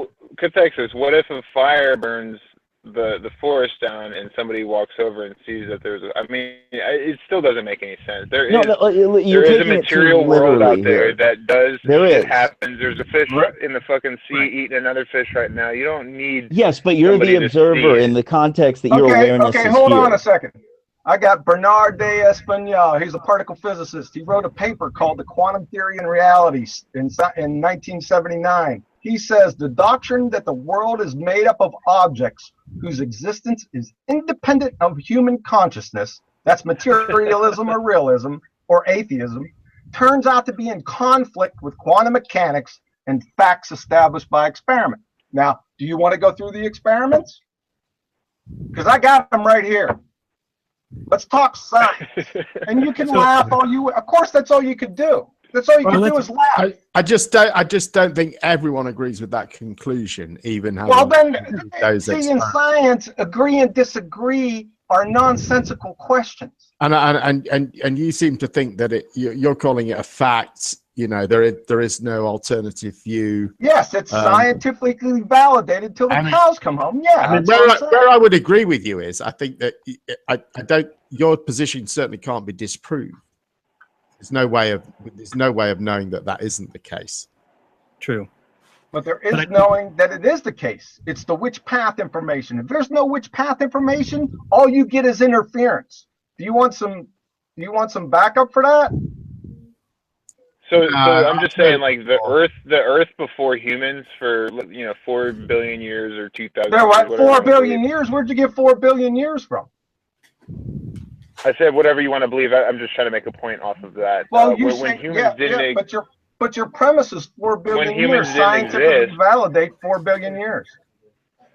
So you're saying that when humans didn't exist, nothing existed basically because they couldn't perceive it. I'm saying without a knower, that matter exists in a state of a wave function. That's what I'm saying. Well, you believe in God, so isn't he a knower? I mean, yeah, he's a knower. He's the one. Following? Yeah, he initially collapsed the wave function. Yeah, but the programmer doesn't need to be a part of the program, does he? No, that's why it's hard to believe. You actually have to have faith to believe in something you can't see. Faith? What faith are you talking about? Because Max Planck, in Where Is Science Going in 1932 said, what are you laughing for? No, go on, please. This is Max Planck. He's the pinnacle of physics. 1930. This guy is a science god to you guys, right? Anybody who has been seriously engaged in scientific work of any kind realizes that over the entrance to the gates of the temple of science are written the words, "Ye must have faith." It is a quality which the scientist cannot dispense with. I'll post it in the chat for you. What do you think about that? Does that prove or disprove anything at all that we were talking about? What do you think about? I'm saying your faith. So how you term faith is an equivocation fallacy, is what I'm saying. A fucking truce with the sniping. Please All don't right. do this, guys. Please seriously. Oh, now they're sniping. Yeah, really good conversation. We've got lots of people watching. I've added Big L 3 times. Okay, well, no, I've added Big L 3 times. Listen, I'm not accusing anyone. I'm not. Doesn't accusing matter. anyone. It's called truce. And then I Doesn't matter. Let's call it truce. Listen, I'm not accusing. I'm not accusing anyone. I'm just asking. I'm just saying what happened. Okay. I'm not accusing anyone. I'm just saying, please don't do it. Okay. Look at Pig. You should not have sniped Mark. Look at Pig. Let's not get into. Hold on. Look at Pig. I apologize if I've ever been rude to you, Mark Taylor. I apologize. I've ever been rude to you and sniped you. Let's just not do this, okay? Seriously, guys. Who's sniping? Let's not do this. This literally just happened. Okay. Oh, I understand that. Yeah, there was like some 3 back and forths that just happened. It is what it is. Yes, let's get back to a conversation. Yes, let's please move on. Let's get back to a conversation, not based on dumb conjecture. Well, listen. What he's talking about is a very metaphysical notion, unfortunately, because we have been birthed into this materialist construct. This is why, they're birthed into this current point of materialism, where philosophically we think that stuff that is woo-woo or doesn't exist. This is why the New Age is kind of around and people don't take them seriously. And there's so much like slagging off on certain sciences as pseudoscience because it doesn't comport with the materialist paradigm. And this is what, basically, you've played, World of Warcraft or something like that, where you can go into different instances and stuff.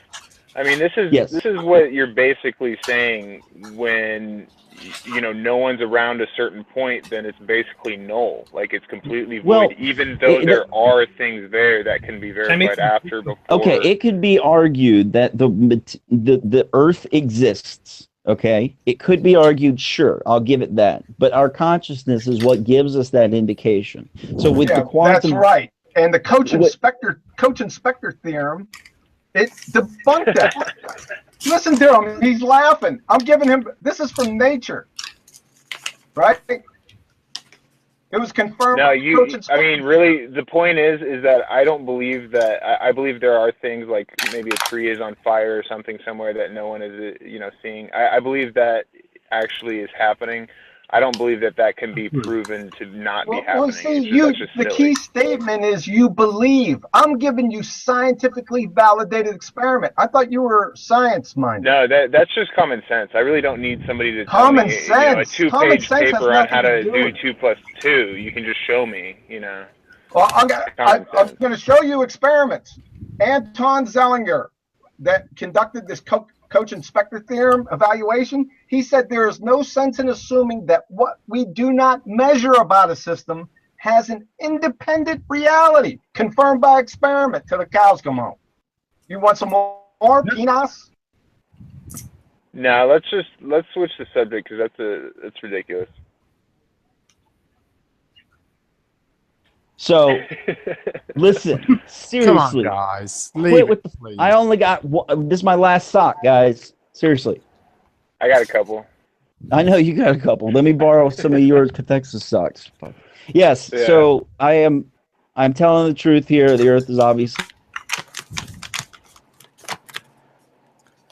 Presumably they sniped him again, whoever it was. Yep.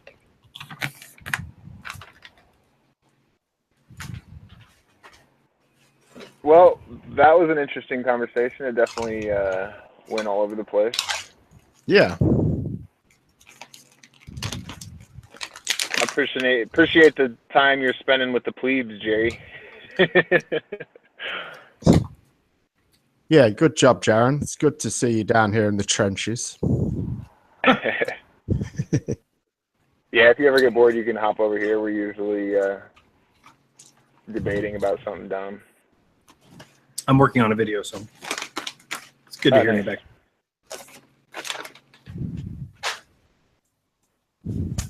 So, what's going on with the sniping then? What's this? I don't understand.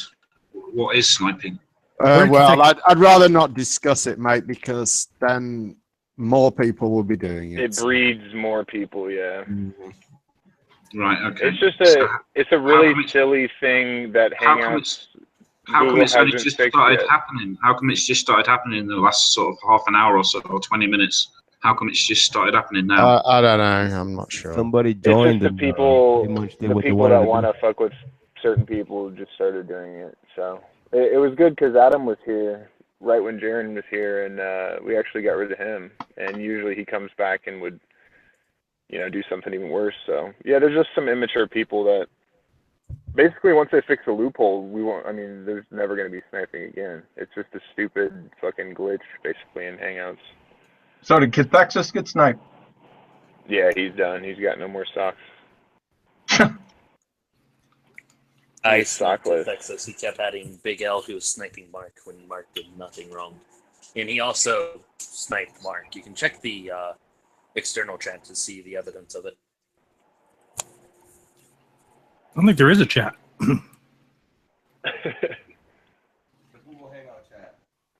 Hey, Jaren, did they just legalize rec down in California? Uh-huh. Oh, man. Smoked a joint on my patio the other day. Oh, nice. Legally. Yeah. Oh yeah. Yeah, doesn't that Forgot feel about interesting, dude? Huh? It doesn't that feel weird, like, to do it for a little bit? Yeah, it does. It does, man. I mean, obviously you shouldn't and can't do it in your car and drive with it and shit like No, that. don't do But it. I mean, I still do, but whatever. But yeah, it's different to be able to actually go to it's basically like a gas station or just a convenience store and go and pick out your whatever bud you want to smoke. Right. Oh, man, Great. for 3 years, I've been getting deliveries. Oh, wow. Nice. Yeah, Dad, I had to you have my card, but you remember Dave J? Oh God. Well aware. He did a couple. He did a couple videos of you. That's partially why I call you Jerry. Cause Doesn't he think that Jared's someone What are you talking else? Dave Johnson? Dave J. Yeah. Yeah, Well aware. He yeah. calls himself. He had a weed delivery in California called Dinosaur. Purple Dinosaur. Purple Dinosaur. What the fuck? You better Yep, get me and then some he got- names. Give me some names, Buster. I Wasn't that can't hilarious that you were get over doing how the- wrong somebody can be so persistently. It's Well, crazy. Jaren was doing the Homestead thing, and Dave was calling it a hoax. And Ugh. just Dave was going on his normal, like he did with me in his videos of me. It's just, Dude. that guy is so funny. But did you ever hear Crow 777 talk to him, Jaren? No. About Yeah, what? he had a full episode actually about. It was actually pretty good because he's come Yeah, down I quite a remember bit. that. Was it one where he was taking I bong guess- loads the whole time? No, I think he was pretty I straight saw a on video that. of him Crow. taking bong loads the whole time. I think he was talking to Stephen Price. Yeah, dude. What? Yeah, he trolled. Yeah, dude. We both trolled everybody and each other a lot.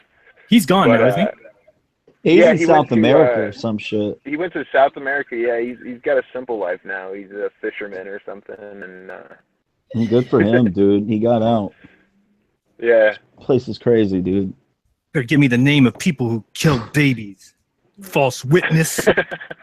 Yeah, you'd always bring that up. You bearing false witness. Mhm. Like Sandy Hook, all that. He would get on with people. One of his best videos was when he did. I even had interactions with this guy. This guy has Honor Network, HONR. Oh Network, yeah. basically against trolls and cyberbullying and shit. But he was one of the dads of. He was Noah Posner's dad. The same kid's picture that showed up in Pakistan, 3 years later or whatever, the kid's face as the kid that actually died. But Dave made a video of him because he can Honor Network can get your shit pulled really quick. So Dave was basically fuck you to him. And the guy that lost a child sent him a video back of him laughing, just for 6 seconds, just a clip of him just keep laughing, and gave it to Dave J. So Dave J makes a video of him, just does his shit. But yeah, I mean, that's another interesting thing about Sandy Hook is that guy is a fucking troll, dude. That guy trolled me super hard. Which I one? came in with a Noah Posner's dad, the kid Oh, that yeah, died in yeah, Sandy Hook supposedly. Yeah, I came in with the Honor Network troll account that said Anal Honor Network. Yeah, I think Jaren got sniped. Ah, shit. Yeah. Hey, Chris, do you have his Skype? Yeah, I'll Skype it to you. Can you Skype it to me? I'm going to set up my own. I don't see one in the chat. What? He left. Maybe he disconnected. You don't see anybody removing anyone? No. No, he probably just left, dude. He's been talking to us for a couple hours. Okay. Yeah. All right. Yeah. Hey, Flatty. That's a shame. I would have liked to thank him for being here. Yeah, we'll thank him sometime. I'll make a video, trolling him or whatever. Listen to Flatty. He's across the room fucking cackling about that shit. No, I'm actually going to, man, because I wanted to make a, do that. You're thing top that he was brass talking now, about. Tim. You're top Talking brass about with his son, What'd you say? Why did you snipe Mark Taylor? Who? Mark Taylor. Mark's here. I didn't snipe him. Yes, you did. Cathexis. Talking about earlier? Yeah, I sniped Mark because I added Big L to the call 3 times, and he kept sniping Big L out of the call. Yes, because Big L was sniping Mark Taylor. No, he wasn't. Yes, literally, he was not. He's been here the whole night, dude. Nobody got sniped. He was. He did him earlier. Who? Big L. Big L was sniping just Mark Taylor. just stop it. It's so absurd. Like, call fucking truce.